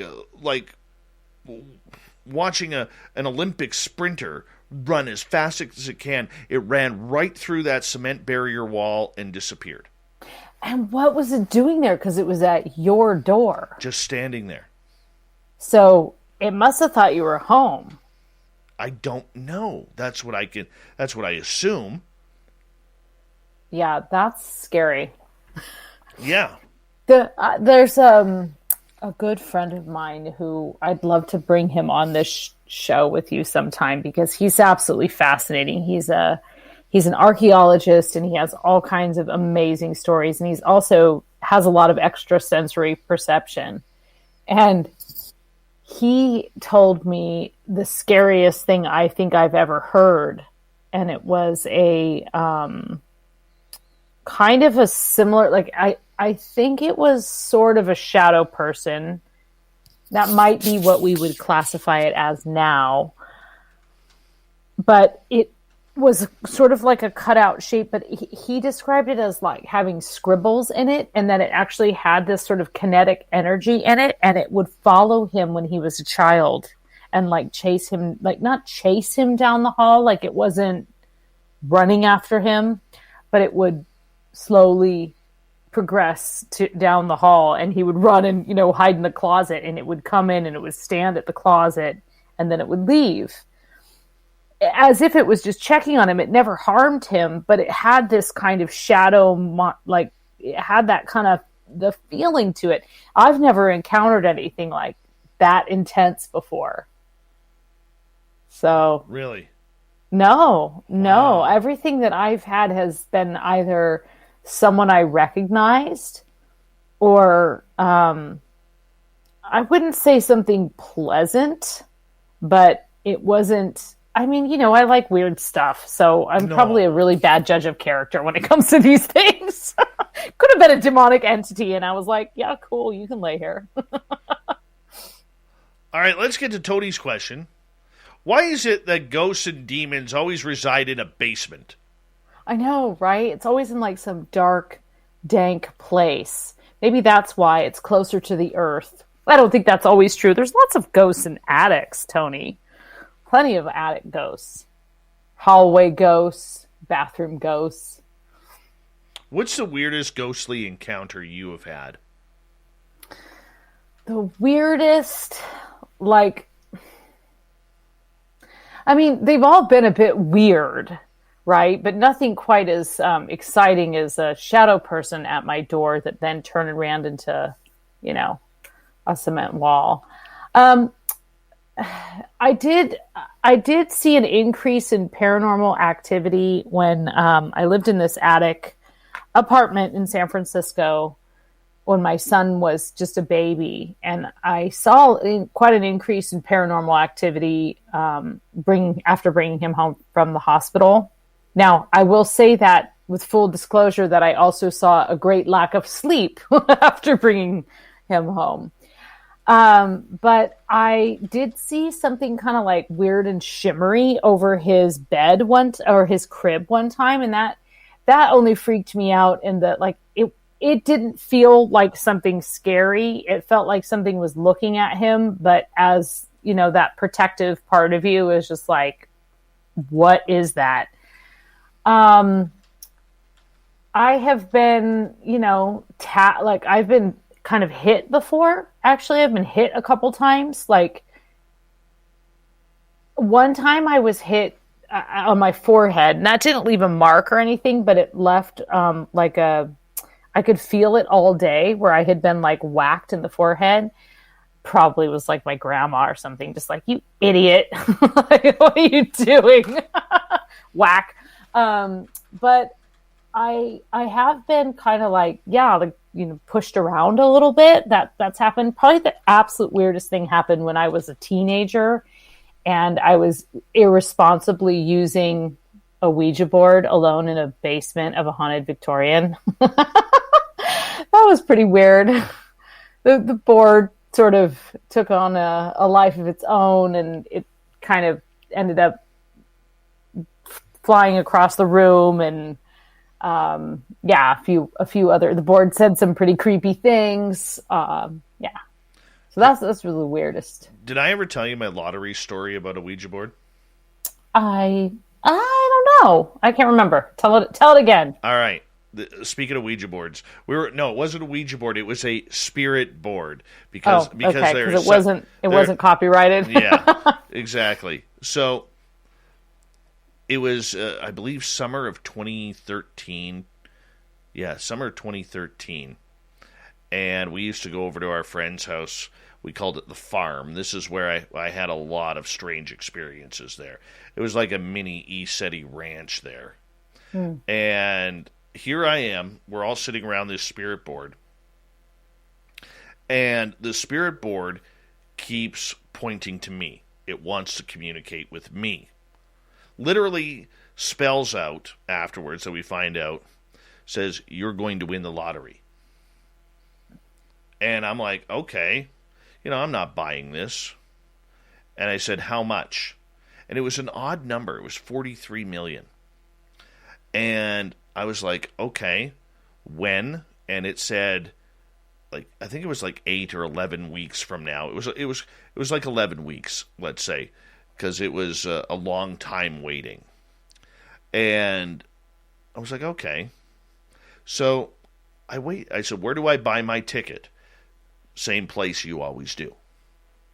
So that day, that week of the lottery, like usually in Canada, the lottery always goes up by fives, usually. Like if it's 5 million one week, it'll jump to 10 or 15 or 20. You know what I'm saying? It never goes to a weird number like 43 or 38 or 27. Never seems to do that. It does happen every now and again, mathematically, but it was just strange. So about a week before, the lottery goes through, there's no winner again, they announce the next week's lottery. Okay, this 11 weeks later, and it's $43 million. And I'm like, you got to be kidding me. So I went to the store, bought my ticket. I go to work that day. After work, we go back to the farm. We get on I totally forget about the lottery, totally forget about the ticket. And we go back to the farm, and for some reason, we start playing on the spirit board again. And I'm like, okay. And the board comes right to me. Like the planchette comes right to me and spells out, congratulations. And I went, oh my God, the lottery ticket. It was $43 million today. So I run in. They got bad cell reception up there. I run in, I run to my car, run back in the house, and I check my lottery numbers. And I didn't have a single number.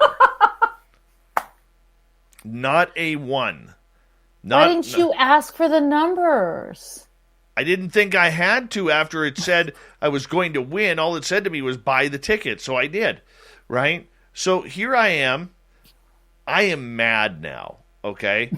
And the board kept going. You lied to me. Exactly. So here I am having this anger, one-sided argument with this board now, and it kept going, sorry. I never used the board after that. I was so mad. I never used the board after that. It ripped me off $43 million.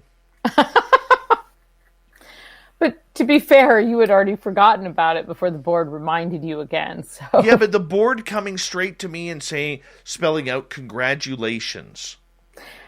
So were there other people touching the board? Yes. Touching the planchette? There were three of us. That you trust, though, because yes. I think you've told me about a couple of other things that happened at that place that the fire. So you trusted the people. Yeah, absolutely. Yeah. I did trust the people. Yeah. But it just, I've never used the Ouija board or a spirit board since. I was so upset by that. 43 million! You know what I'm saying? So close! So close! Only 7 numbers away. Someone won. Like, you know what? I mean... Oh, it was another Dave. 2 towns over. No. Did anyone win it? Yeah, it was won in Ontario. You know, because Ontario wins all of the lotteries. Unfair. Oh, man. It was mean. It was absolutely mean. And I was baffled. Like, everything the board said up until that point was true. Every point. You know. And in alternate universe, perhaps you won that does me no good here. That does me no good here. No, I know. But, you probably wouldn't be doing this radio show if you'd won $43 million, and then we would never have met. So there we go. Oh, I probably would have done the radio show. Just only done the radio show. I would have only done the radio show. I wouldn't be working 16 hours a day, 5 days a week. I definitely wouldn't be doing that. Yeah, I don't actually currently own a Ouija board. I've gone through a few. I have just this kind of thing with tarot decks and Ouija boards alike, where I don't know. I just have to really. It's not that I have to get like the right vibe from them. Sometimes I can't read them. Right. And I've cycled through a few Ouija boards. I don't have one right now. And I've actually really been craving one. Maybe it's all the alone time during the pandemic. I need someone to talk to. This is how it starts. This is how those horror movies start. This is how it all begins. A lonely lady alone in the basement. Yes. All right. I have a question from Jeff in our Spreaker chat from you. Okay. Or for you. He's saying, have you ever heard of Chris Bledsoe's alien sighting in Fayetteville in 2007? I always thought his story resembled a fairy in the woods sighting more than an alien sighting. Now, I think I have heard that, but because the name, I remember that name really well. But I don't, I'd have to look it up and read the description. Chris Bledsoe, I'll give you the breakdown. Yeah, give me the breakdown. Chris Bledsoe, very religious man, very prominent figure in his church and his community, owned a construction company. And in 2007, he was fishing with some of his crew members and his sons down at the local river. And they had to park probably a quarter to half mile away from the fishing spot. And he went to get something from his truck. And so he's walking along this dirt road path. It turns left, and then there's a hill coming up. And this is where he sees this giant orb floating above his vehicle. And he was like, well, is that a helicopter? Or what is this all about? He starts to walk up towards it, realizes there's a second orb there, and the next thing he knows, he's coming back. Oh. And he was gone for a few hours. And he gets back to the fishing hole, and his buddy or his coworkers were like, "Where were you? Where did you go? You were gone for hours," because it's now dark, and it was getting close to dusk when this happened. And they're like, "We just stayed here." They were like, "We just stayed here waiting for you. We sent people out." Now, when Chris left to go, you know how kids are always like, "No, I'll stay here." But then when dad or mom goes, immediately they're like, "Well, I'm going to go with my mom.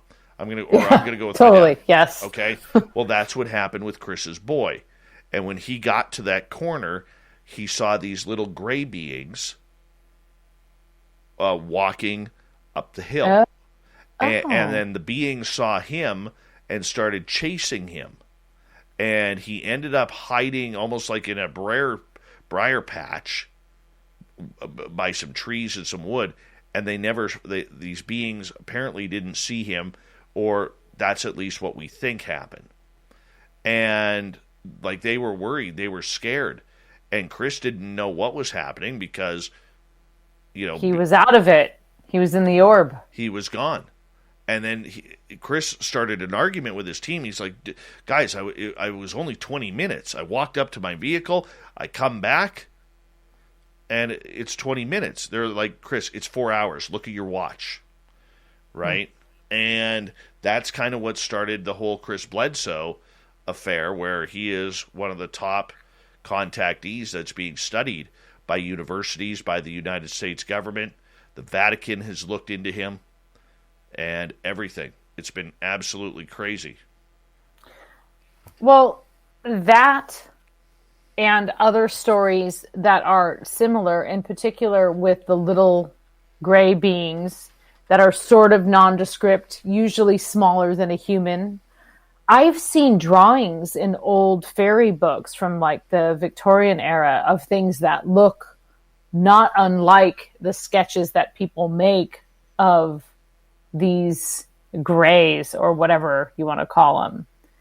So that's the kind of thing, again, where I think, have we actually just been having these encounters, but they've been explained away by different cultures in different ways over the years?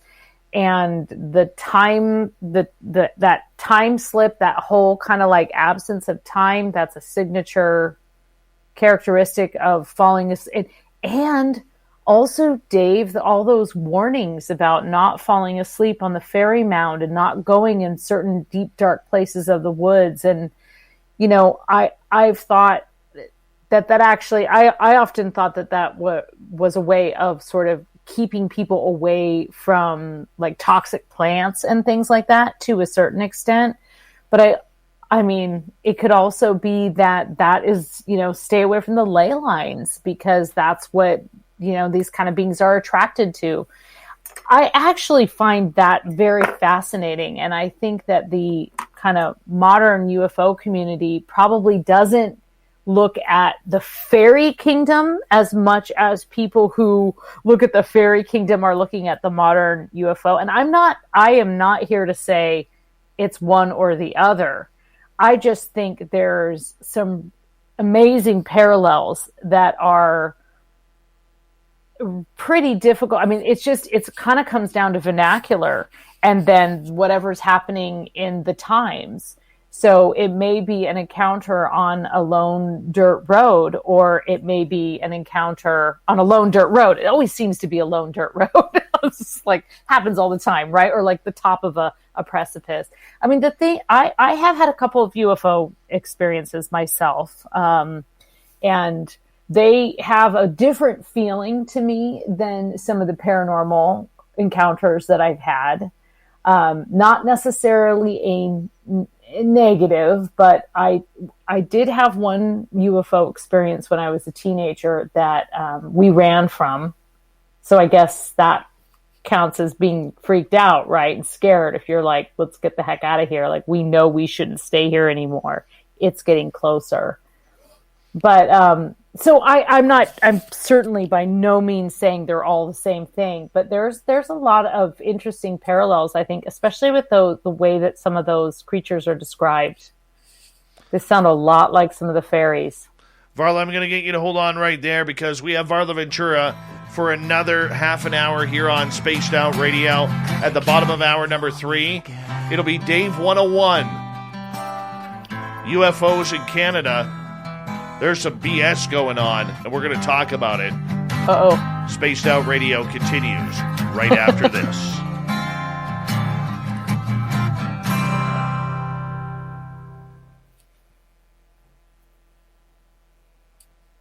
All right, we're clear. Okay. Jay Fox Hunter, how are you? Jeff Steve Garvey, batting 1,000.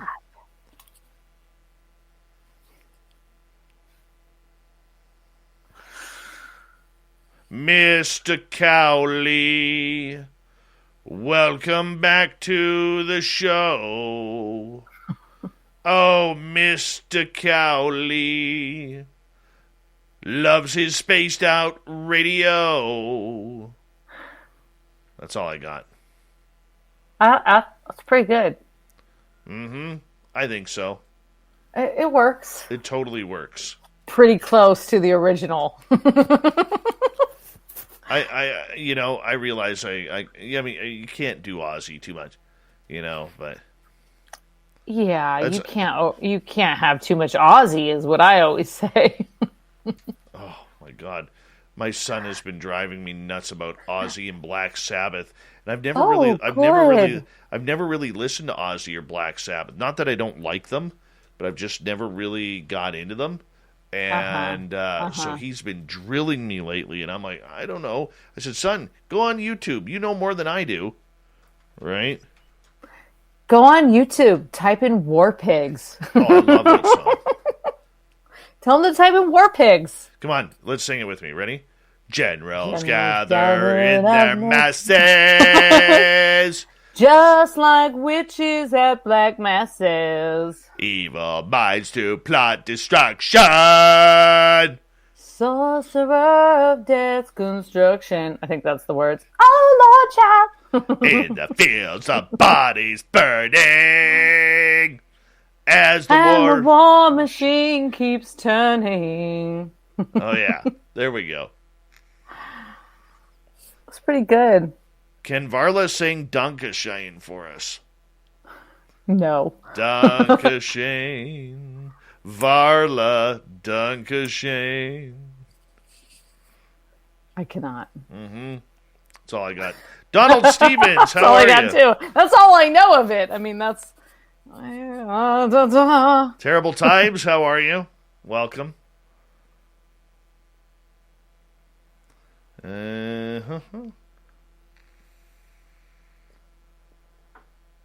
Let's see here.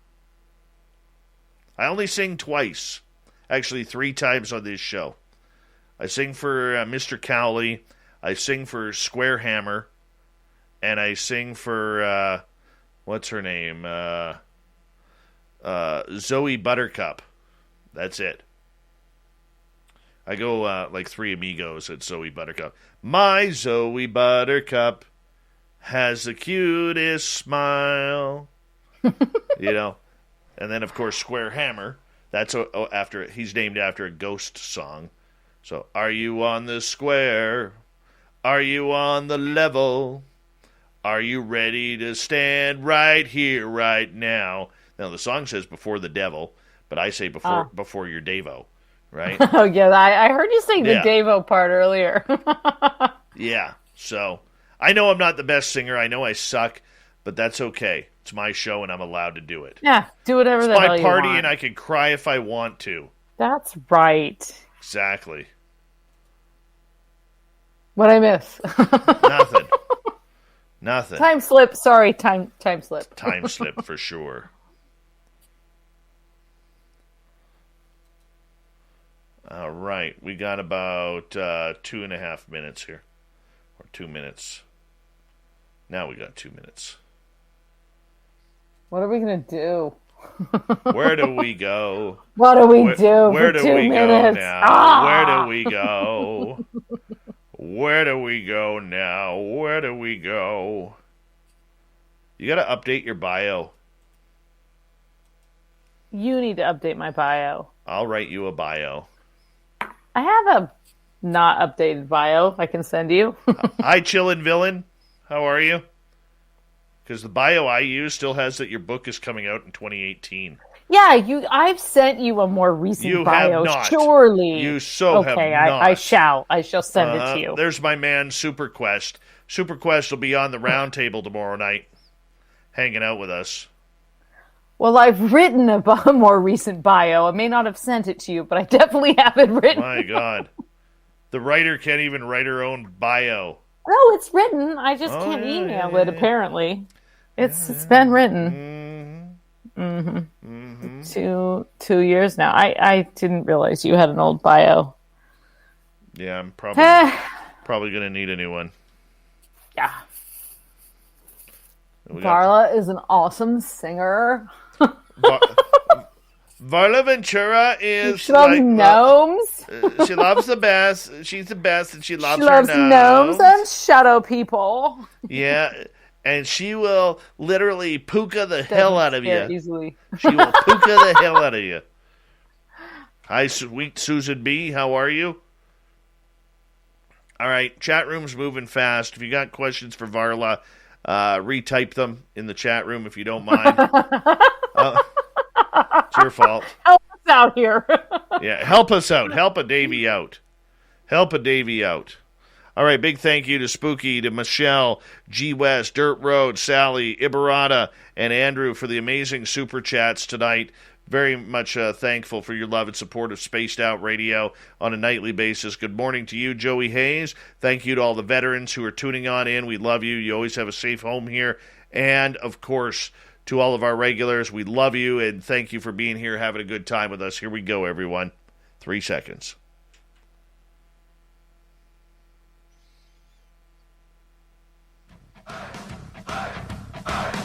Would you like to connect with us? Head to spacedoutradio.com for all your latest show info. Now, back to Dave Scott and SOR. Here we go with the third and final hour of Spaced Out Radio tonight. My name is Dave Scott. Thank you so much for taking the time to join us. We really do appreciate earning your listening ears. Wherever you are in this beautiful planet we call Earth, want to say hello to everyone listening in on our terrestrial affiliates around North America and digitally on TalkStream Live, Revolution Radio, and KPNL. All of our archives are free. What you got to do is go to youtube.com/Spaced Out Radio. Do me the favor, hit that subscribe button. The Desert Clam has set the password for tonight in the SOR Space Travelers Club. Balbutiant. Balbutiant is your password.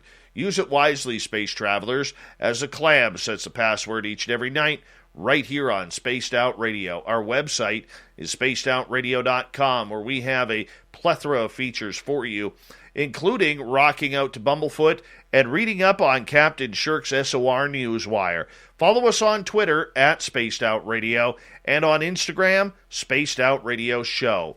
For the final time tonight, we introduce Varla Ventura. VarlaVentura.net is her website. You can find all of her books at any major bookstore. I don't know what's funny about your website, Varla. You always kind of say it like .net, like I blew it because I didn't get .com. You totally blew it. I totally blew it. You totally blew it. That out. Well, if I say .com, they're not going to your site. I don't know what happens if you go to varlaventura.com. Now It used to be .com. Look, can I just say what happened? Okay. Well, actually, it doesn't make me look very good, so maybe I'll skip the story. But it used to be .com, and then for reasons that are not that great, I let it lapse. And then someone tried to sell it back to me for like $5,000. And actually, it wasn't entirely my fault. I thought it was a misunderstanding, which is why it's so lame. I thought the publisher was going to renew it. And they, of course, weren't and didn't. So I like to tell people I chose .net because it's like a spider web, but we all know that I blew it and didn't get the VarlaVentura.com is available right now. It is? Oh, I'm not valuable anymore. Maybe I should buy it. Now, if you buy it, it's at $1,895. Oh my! It's a bargain. It's a bargain. It's a bargain. I dare someone to buy it. I checked out. We go through GoDaddy for our web domain, and I checked out and buying it. I was like, no. Yeah, it's ridiculous. It's like, it doesn't even. How can you pay that much for something that doesn't actually technically exist? I know. It's like people paying millions of dollars for these NFT cards, these online trading cards. Yeah, what's happening? What is happening with that? I don't even I got a buddy of mine. He's all into that. He's like, yeah, man, I just spent like $2,500 on this NFT card, and I'm like, what the hell is that? You know what? That is the emperor's new clothes. Is what's going on right there. Oh, you look great, sir. My goodness. You're invisible. It's crazy. I don't get it. I do not get it whatsoever. Blows my mind. I mean, I understand it on paper. Okay, Bitcoin, yeah, I understand what that is, but I don't really understand what that is, or what. Actually, I don't understand why it is. And don't try and explain it to me, because I don't care. All right.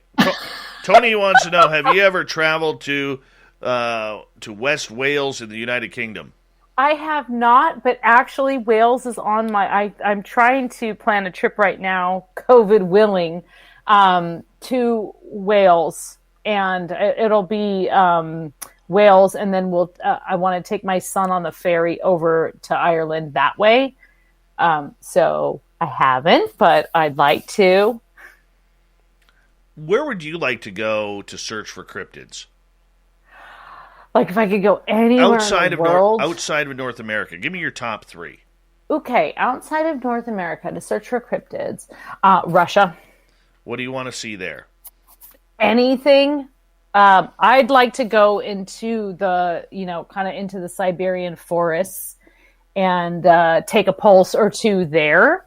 I think there's a lot of incredibly interesting creatures hiding in the Siberian kind of and northern Russian forests. So I've read a lot about that Russian folklore, so that's pretty interesting to me. I would love. There's some places in Japan I'd like to check out.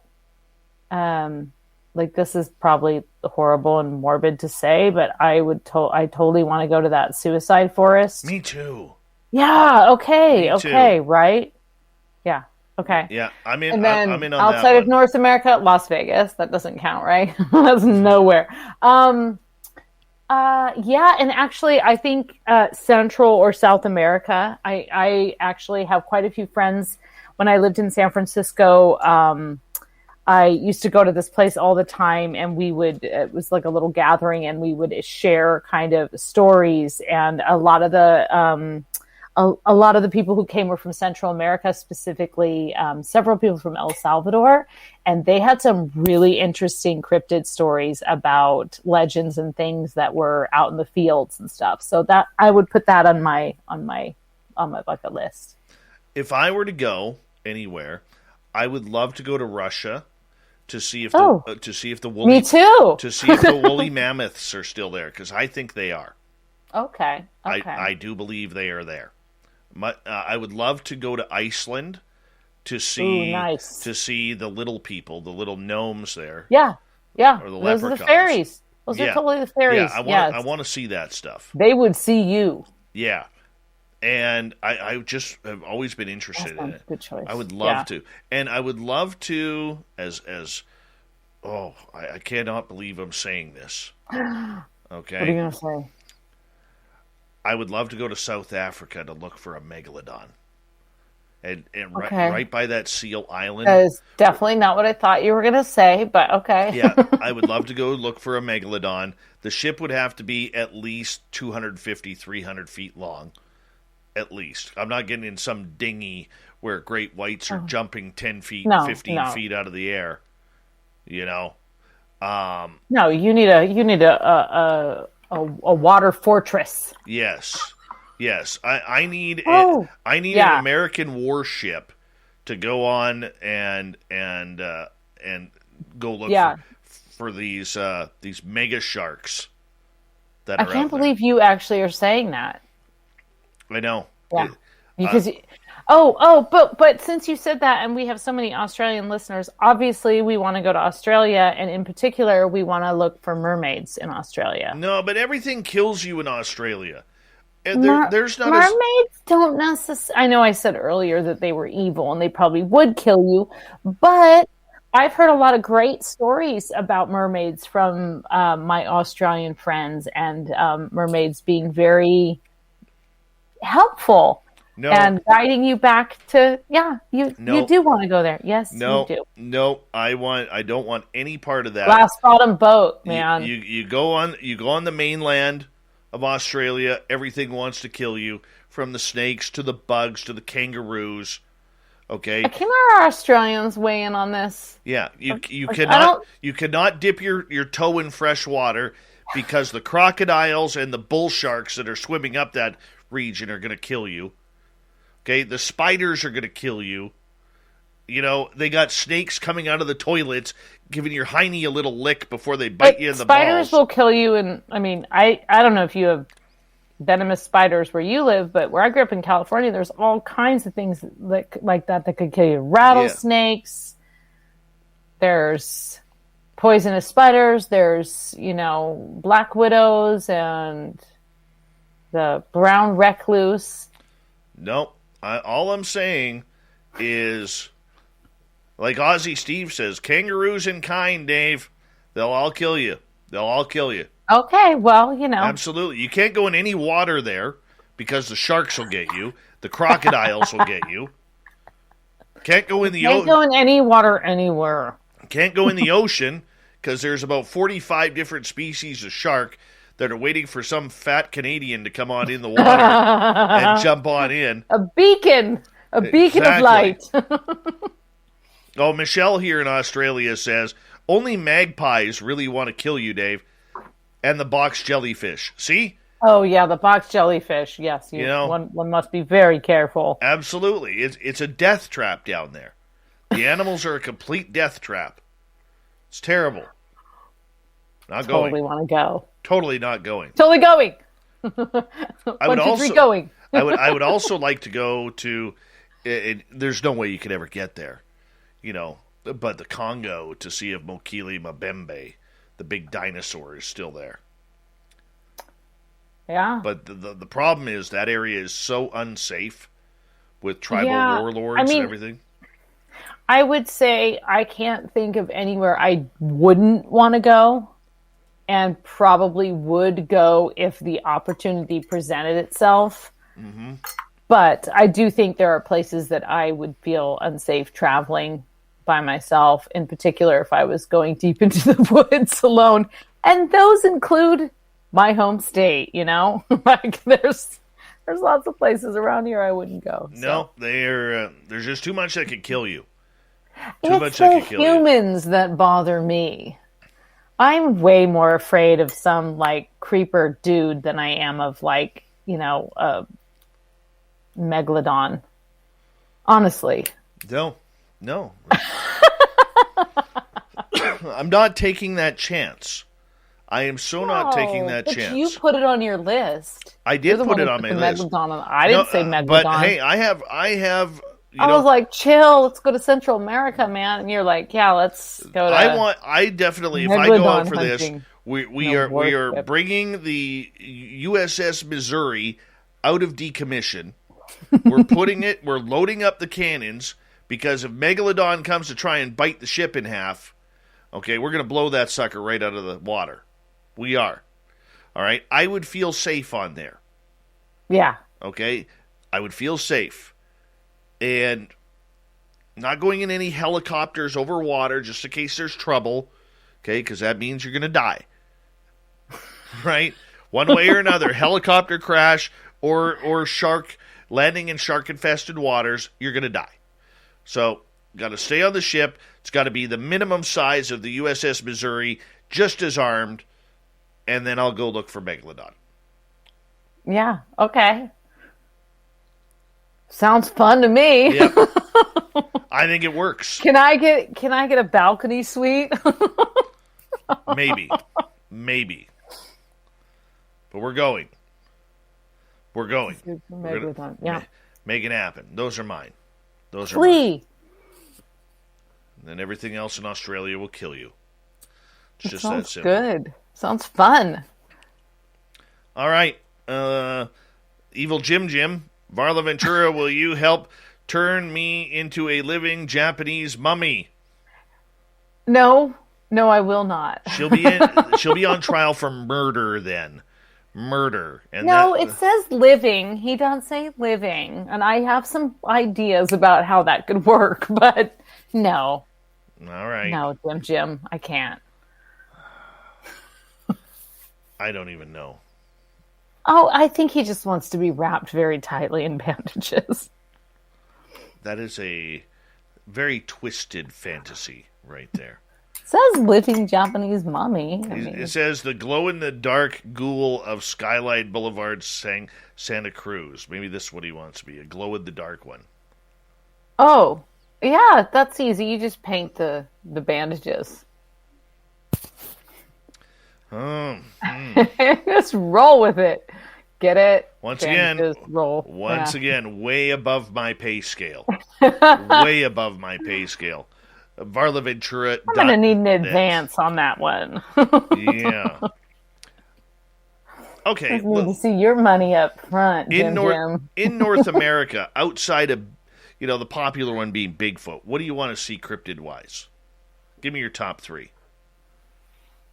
I can't say Bigfoot? Did you say I couldn't say Bigfoot? Yeah, I'll let you say Bigfoot. Because I haven't seen Bigfoot. I'm not like cool people around here. But everybody says Bigfoot. That's what I'm saying. Okay. Well, not Bigfoot then. So I'm convinced that Dogman is actually is related to like werewolves. I think we gotten into this hotbed cryptid debate before. So I would love to actually see a Dogman and either be proved right or be proved wrong. So that's up there for me. And for that note, I mean, let's throw werewolf in there because then I could compare and contrast in the moonlight if I think they're related. I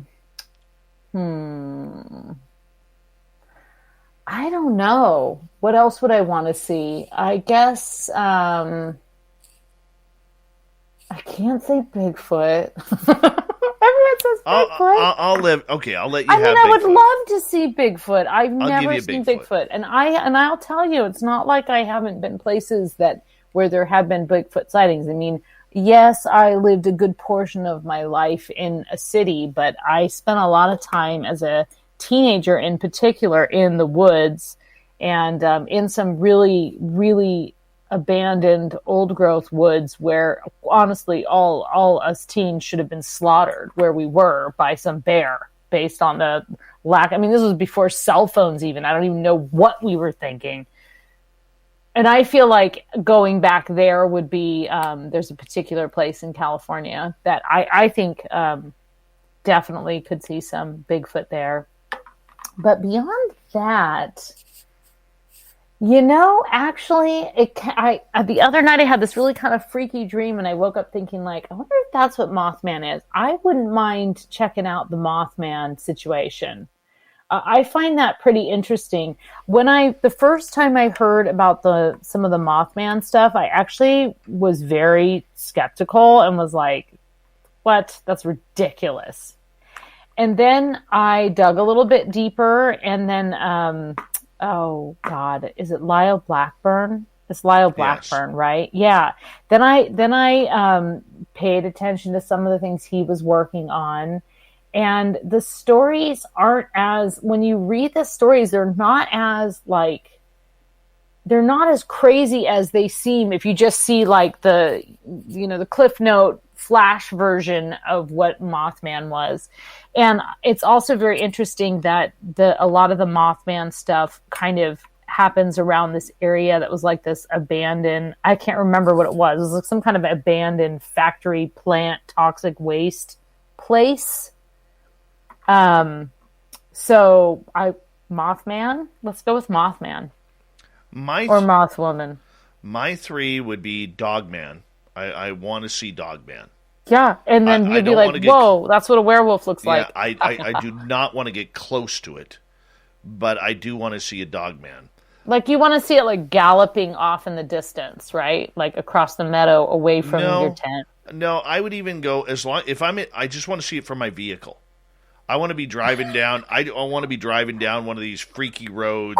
It's like a cryptid safari park. Absolutely. Like you're driving through. That'd be great. We should make that movie, Dave. I would love to see gnomes or little people. I thought you've seen gnomes. Well, I've seen that one little creature in the forest when my son and I were geocaching. Yeah. But it was so fleeting. You want to see something like that again. I want to see it again. But I actually want to see, the little pointy hats. Just like the pointy hats and the little outfits. I want to see. You've got to go to Finland. I want to see that. And probably my third one that I would want to see is probably a sea monster. Okay? Like Ogopogo or Champ. Something along those lines. Yeah, totally. Or even Loch Ness. I'd be super happy with Loch Ness. That would be great. Yeah. How could I forget about Loch Ness? Obviously. Bonus would be, this is I'm going to put a forward slash in between, would be a pterodactyl or one of these little, you know how in Texas, Louisiana, Mexico, they're saying there's these little raptors or little T-Rexes running around. I would love to see one of those. Yeah. Yeah. Oh, those are, I that would all be absolutely amazing. I can't believe I forgot about, like, sea monsters. They'd be totally way up there. Hey. Oh, and if we're talking about things that kind of fall in that, like, cryptid fairy umbrella, I actually would love to encounter a puka. And I think that I probably deserve to encounter a puka because at this point I have gone the wrong path plenty of times. So I feel like, how come the puka hasn't, like, manifested? People out there, if you don't know what a puka is, it's a shape-shifting fairy. It's usually a trickster, appears frequently on the road at night, and also preys upon town drunks or people who are otherwise unreliable sources of information. So I say town drunk just because it's someone whose account of something might be dismissed. I think we're all pretty familiar with that. I mean, as a member of the UFO community, you've seen that and experienced that many times, I'm sure, Dave, where people are dismissed as being, like, kooky or crazy. Yes. And the puka is usually appears as a giant rabbit, sometimes as a raging black horse with glowing red eyes. Sounds like terrifying, but also they don't really kill you, so also kind of fun, like a giant roller coaster type thing. So I don't know. I mean, some of those creatures, it's like I would like to know that they exist with my own eyes, but I wouldn't necessarily, like, trust me, you do not want to hear a banshee. So Captain Shirk, as time is winding out, but when she sends me a private message, I always have to read it on the air. She goes, "You want to see a sea monster when you won't put your toe in the water? You're going to have to settle for a blow-up monster for the bathtub." Just boom. Drops an elbow on me just like that. It's a good point, and also the whole megalodon thing, like, that's, I don't know, just kind of breaking out Missouri. here. It's armed and dangerous. It isn't a warship. Tell us all about varlaventura.net as we get ready to say goodnight. Oh, don't mind if I do. Okay, so varlaventura.net. You can get cool stuff there, amazing mugs and hilarious shirts. You can get my books there or anywhere books are sold. you, I believe, can message me there, or you can not. And I think you can. I think there's like a link to email there.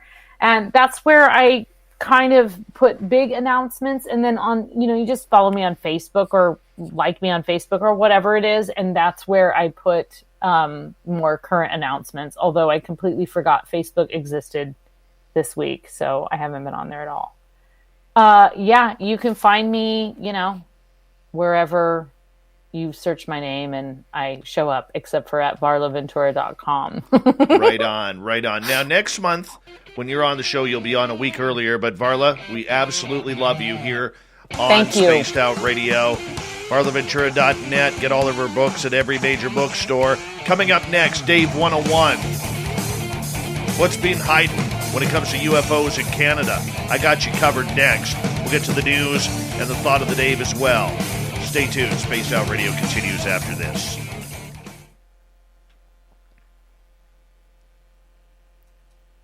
Varla Ventura, everybody. Varla Ventura. Thanks. I think we need to add a silent That J. was into fun. your name. I like that we had no plan, and yet here we are. We pulled out a good show. Yeah, that was fun. I love people's questions, and that's a great question. What cryptid do you want to see the most, and where do you want to go? And it can't be like in your own backyard. That's a great question. I can't believe I didn't say Loch Ness. I came up with that. Yeah, I'm really impressed. Well, you know what? That's because you're high-hitting journalism. Yeah. You are. You're a total professional. Look, Dave, I'm on a lot of shows, and you're way, way more professional than, like, a lot of people. So, yeah, I try. My humble opinion. I try. I have my critics, but I try. Yeah.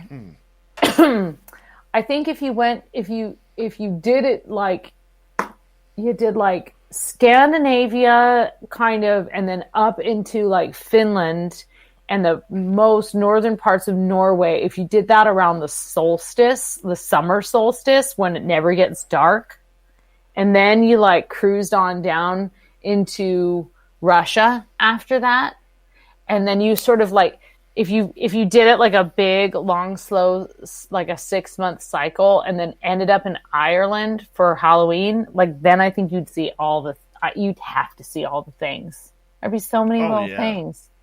Oh yeah, I agree with you. I agree with you on that. There's this cave. The last time I was in Ireland, there's this cave, and the guy who was like kind of in charge of this museum that told you where everything was, you had to pre-arrange to go in this cave. And of course, like I hadn't thought I had to pre-arrange anything. And I had my son with me, and it was like, I'm not sure if it's safe for a tiny little guy to like slide down into this cave that is supposed to be the portal to the underworld. So maybe we'll hold off this time and plan ahead next time. Get a little sitter for you. Or he'll be older and he'll want to go too. But anyway, I would love to go back to this place. And actually, now that I know you can pre-arrange to go into this cave that's a portal to the underworld and supposedly where Halloween started, I'd love to go back there and just, see what happens. I would love to see what happens there too. Yeah. Caves scare me. They really I know. I'm a little claustrophobic. I like being in caves. I like the darkness and vastness of caves, but the getting into it, if there's a small opening in any way, I'm actually extremely claustrophobic. Just thinking about it is actually making me really uncomfortable. Yeah. And I don't have a head the size of Fap's, but I got a large melon. Does Fap really have a large head? Yes, he does. Self-admitted. Okay. And as long as it's self-admitted. And long story short, when I see some of these people go through these caves where, like they got to squeeze their body through, I always think that I'm going to get stuck. There is no friggin' way I am ever going in there. Ever. Actually, just when you said squeezing your body through a small area, my heart actually started like racing. Yeah, I don't like that. Because it really does, like, there's just...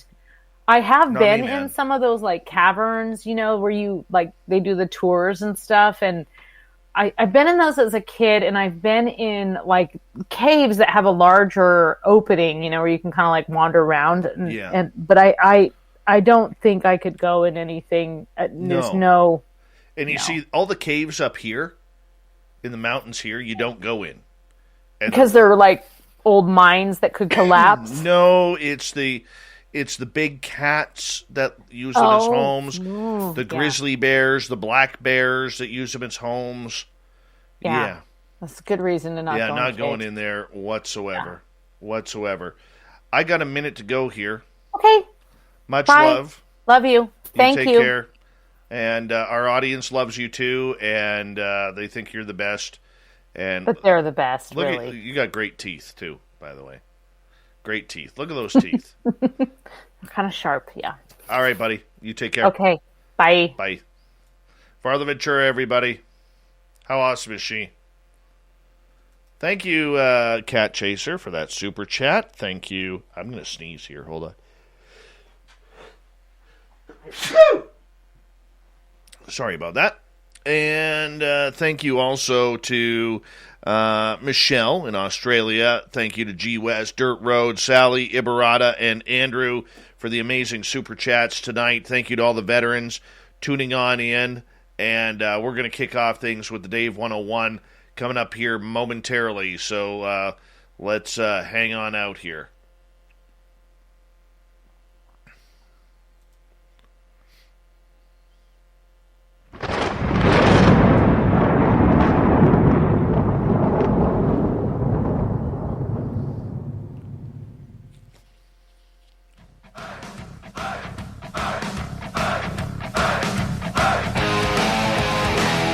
We grounded third. We're heading for home tonight on Spaced Out Radio. My name is Dave Scott. Thank you so much for taking the time to join us. We really do appreciate earning your listening ears. We want to remind you that if you've missed most of this show or others, check out our free archives by going to youtube.com/Spaced Out Radio. Do old Davey the favor, hit that subscribe button. Our website is spacedoutradio.com, where we have a plethora of features for you, including rocking out to Bumblefoot and reading up on Captain Shirk's SOR Newswire. Follow us on Twitter at Spaced Out Radio and on Instagram, Spaced Out Radio Show. It is time for Dave 101.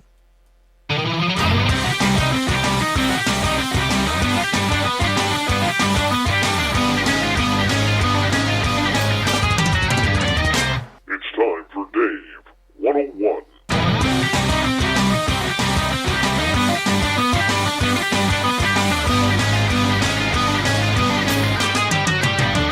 All right, earlier this week, a Canadian writer, Daniel Otis, from Vice magazine, wrote a fantastic article on UFOs in Canada.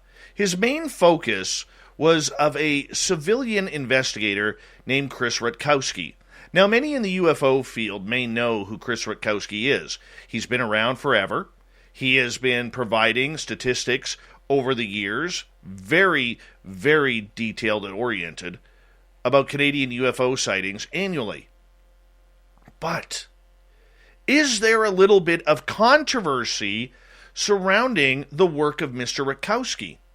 No, not from him, but from how he is getting his information.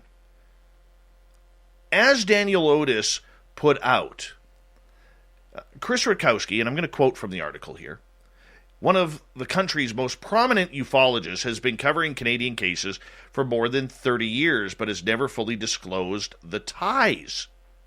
What are those ties? Well, it's come out that Mr. Rutkowski has been getting reports over the last few decades straight from the Canadian Department of National Defense. So what is the issue with this? Well, let me tell you. A number of Canadian UFO researchers have tried their darndest through FOIA requests and other types of information in trying to get UFOs and the UFO studies out of the Canadian military and the Canadian government, only to be cast aside, stating that the information wasn't there, it wasn't being collected, We don't know what you're asking for. Could you be more specific, please? Some were not even returned. And it led to a lot of frustration because for some reason, this topic remains very taboo in Canada's capital of Ottawa. Why? We don't know. Is it the tie to NORAD that Canada has? Is it tied to the group of 5 countries that Canada shares UFO information with, including the United States and Great Britain? We do not know. Does Canada have a UFO desk, much like ATIP? We don't know. We don't think so, but we don't know. The late Paul Hellyer once told me on an email he believes there is a desk somewhere in Ottawa that includes NAV Canada, government officials, and the Royal Canadian Mounted Police. But the interesting part about Chris Rutkowski is this is a man who does not like talking publicly about UFOs. This is self-admitted in the article on his part. He doesn't like doing interviews, even though he will do them every now and again. He doesn't like being quoted, even though he will do it for certain articles. He doesn't want to be a part of the UFO scene, even though he is getting his information directly from the Department of National Defense. So how does this happen? I have a source in Ottawa who I talked to today regarding this. And this person who has some credibility within government stated that he felt it was a very strong concern that Mr. Rutkowski was the only one getting information. You see, this person himself has put in FOIA requests that have been denied by the federal government or the Department of National Defense or other jurisdictions that may have an interest in this subject. How can someone in Ottawa who works in the government for the government be denied, and yet Chris Rutkowski is able to get these reports? Now, some things I learned about this. Number one, Chris Rutkowski does not have a security clearance or has not been given one by the Department of National Defense regarding this subject. Number two, highly classified information regarding UFOs and interaction, potentially with extraterrestrials, has not been given to him either. He has been given everything else. All the low-level reports that are still being denied to other researchers and even members of Parliament themselves. So what makes Chris Rutkowski so special about this? Sure, he's a credible researcher. Sure, he probably has never asked for much in return. But he is a citizen, just like I am, just like many who are listening in our chat rooms and around the world on this. We are citizens. What makes this citizen so special that the Department of National Defense has chosen him to give the information to and no one else? Is it because he works for the University of Manitoba? Is it because when he retires or passes away, he plans on donating all of his files to the university? We don't know. This is something that is systemic in Canada right now. And with all the political upheaval coming off an election, UFOs, which were not talked about during the election run, are way, way, way down the back burner. Look, it is dangerous when you ask for something and you don't get it, yet you know somebody else has it. Reporter Daniel Otis feels this has happened to him in this case, where he has asked for certain information only to get it from Chris Rutkowski and not the main source of the Department of National Defense. Now, for Rutkowski's part, he doesn't see anything wrong with this. Well, and why should he? He's the one getting the information. He's the one who's being handed all of these reports. And by those reports, We know that some of them are even military reports. How does he get it? We don't know. Now, I may sound like I'm repeating myself on this, but this is a major, major issue that not only has to be brought up in the media in Canada, thanks to Daniel Otis, but it also has to be brought up in Ottawa as to why other people in the country are being denied access to some of these reports. Back to Daniel's article. There's a section called Handshake Agreement. Often billed as the country's foremost UFO expert, Rutkowski is the author of 10 books on the subject and the founder of the Canadian UFO Survey, which has documented more than 22,000 sightings since 1989. While the science writer has mentioned receiving reports from the military in his survey and speaking engagements, he's never gone in depth about the exclusive 2-decade arrangement. Rutkowski is quoted in the article as saying, "I tend not to talk about my UFO research publicly, but I do talk about UFOs publicly. It's a subtle distinction." It's interesting that he even admits that he was surprised that he received a call from the military asking, "Hey, do you want these reports?" They handed it to them. Think about that. The military handed UFO reports to an average citizen. Rutkowski goes on to say, "I don't recall the name of the person who initially phoned me more than 20 years ago.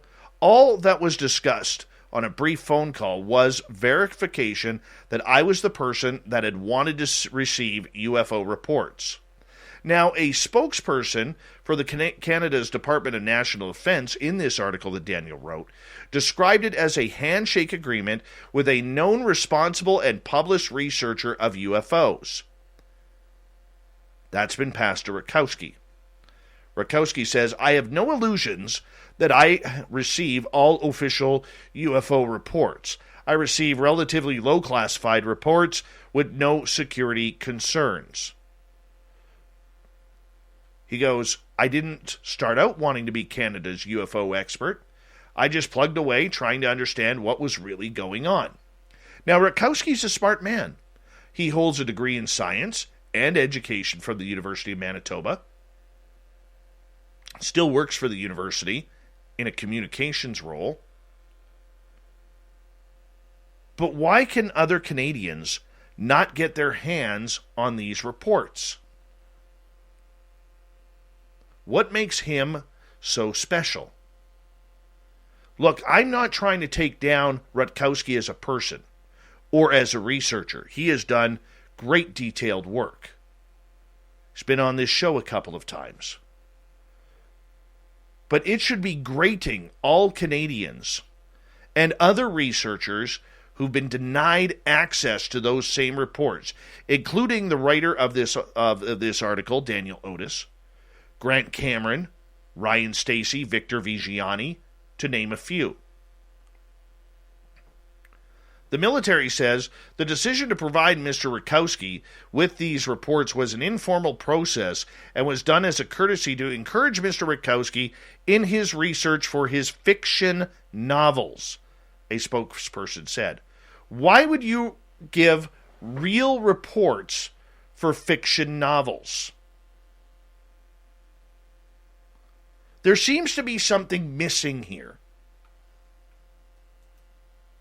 Are you catching what I'm saying? There is something major missing here. And once again, this isn't a slight at Mr. Rutkowski. This is a slight at the process that others are being denied these reports.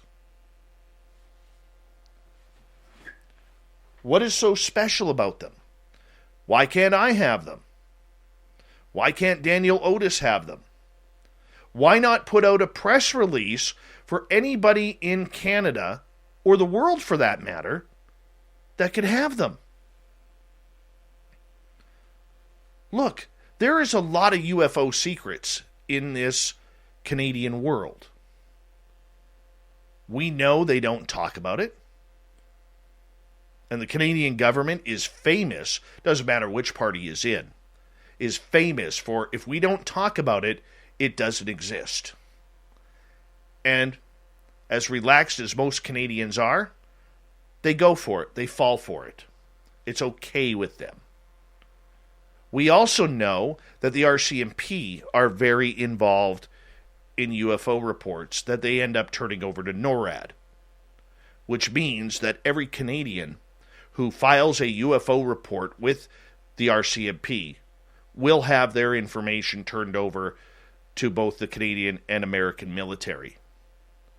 We know that Canada's former ambassador, David McNaughton, met with Lou Elizondo's successor at the Pentagon to discuss UFOs in 2019, sometime between August and December. We know that he flew back to Ottawa in order to debrief both the Defense Minister, Harjit Sajjan, and likely Prime Minister Justin Trudeau. There are people in the know about this subject. This subject has come forward. But in Canada's don't ask, don't tell policy, we can't believe a thing that is coming out of the Canadian government regarding this. And it does provide more questions and answers. So I do challenge members of other parties in Canada, whether it's the Conservatives, whether it's the NDP, or anybody else in the House of Commons, to ask some questions regarding this. Now, granted, since there was just an election, they are going to have to make sure who the new Department of, or the minister in charge of the Department of National Defense will be. But as soon as that is done, these questions have to be asked. Why does Chris Rutkowski get the reports and other people, same type of citizen, or government officials, are being denied the reports? Something is fishy here, and we got to get to the bottom of it. Because apparently this shows that Canada knows, and the Defense Department also doesn't care that it's handing reports to a citizen. That is your Dave 101. Let's get to the news.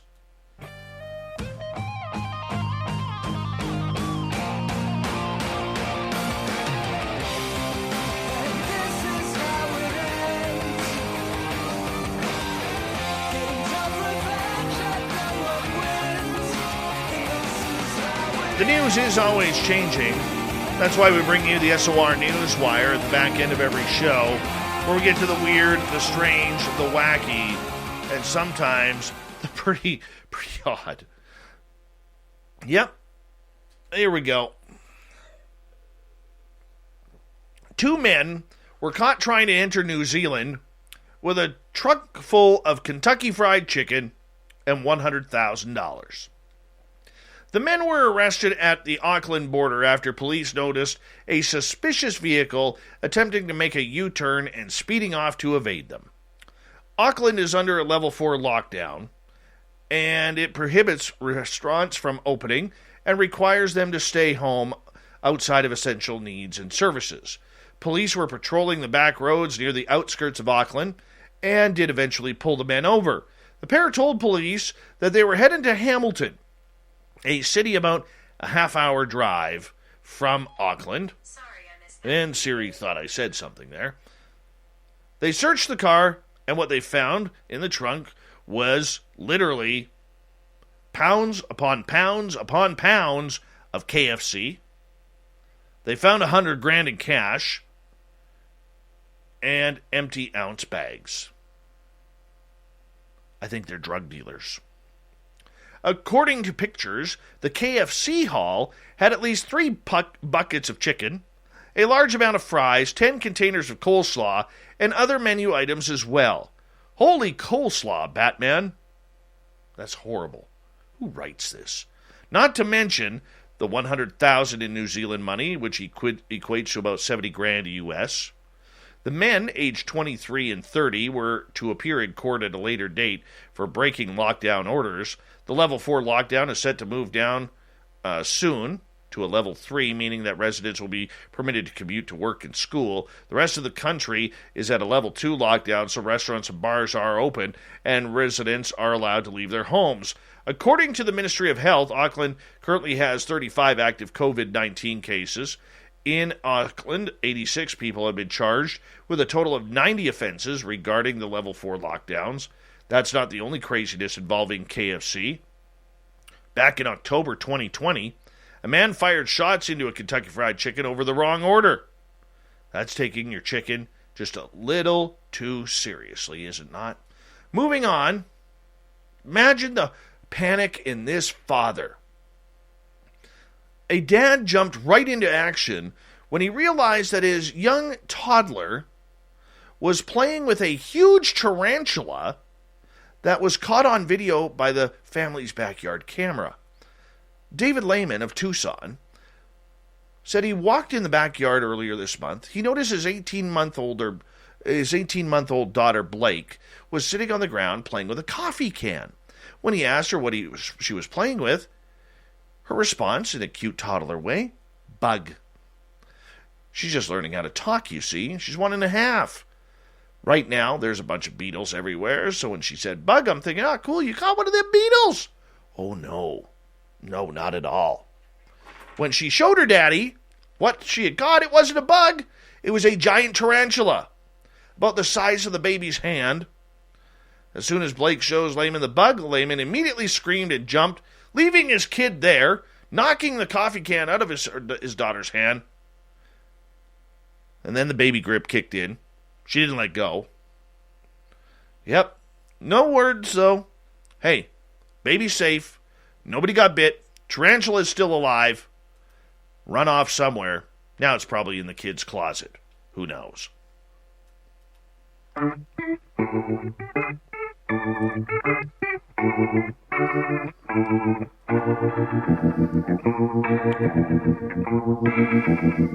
Thought of the Dave is as follows. If you were a ghost, who would you want to haunt and why?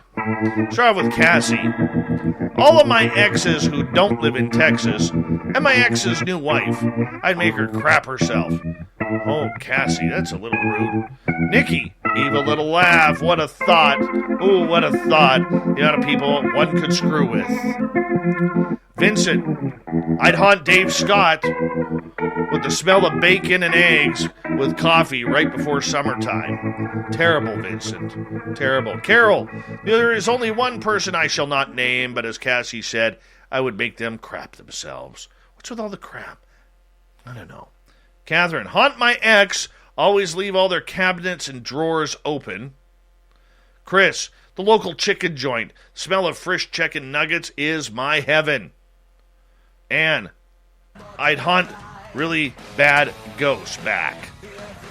That's your thought of the day. Thank you to Captain Shirk for the news wire.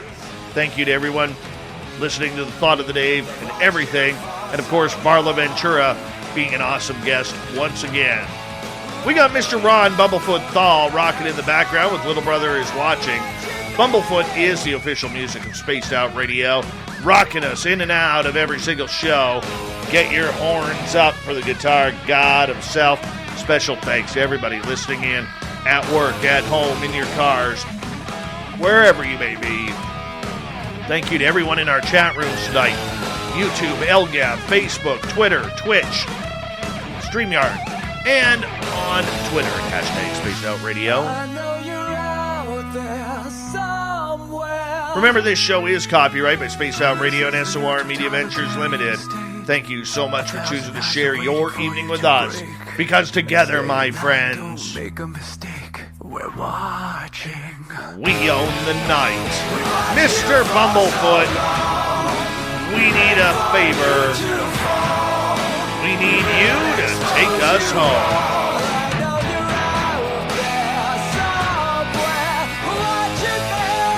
Yes, the Woo Train has docked for the night.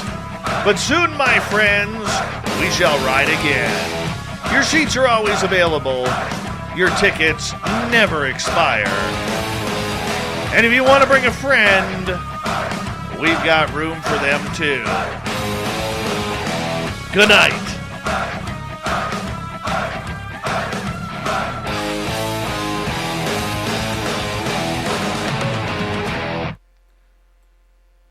Ever wake up feeling like you're already behind schedule? Luckily, there's Office Depot Office Max, here to help you save time and money. With all the supplies, all the tech, all the furniture, all the everything to get ahead and stay ahead. Whether that's from home, the office, or anywhere. Plus, when you shop online, we'll have your order ready for pickup, now in just 30 minutes. We promise. Or get $5 off your next qualifying purchase. Because our business is to keep business going. Visit OfficeDepot.com for details. Buy one, get one for $1 at McDonald's. Or as we like to call it, the can't have just one deal. Mix and match a sausage biscuit, sausage McGriddles, McChicken biscuit, chicken McGriddles, or crispy hash browns. Want 2 sausage biscuits? Buy one, get one for $1. Want a sausage biscuit and hash browns? That's cool too.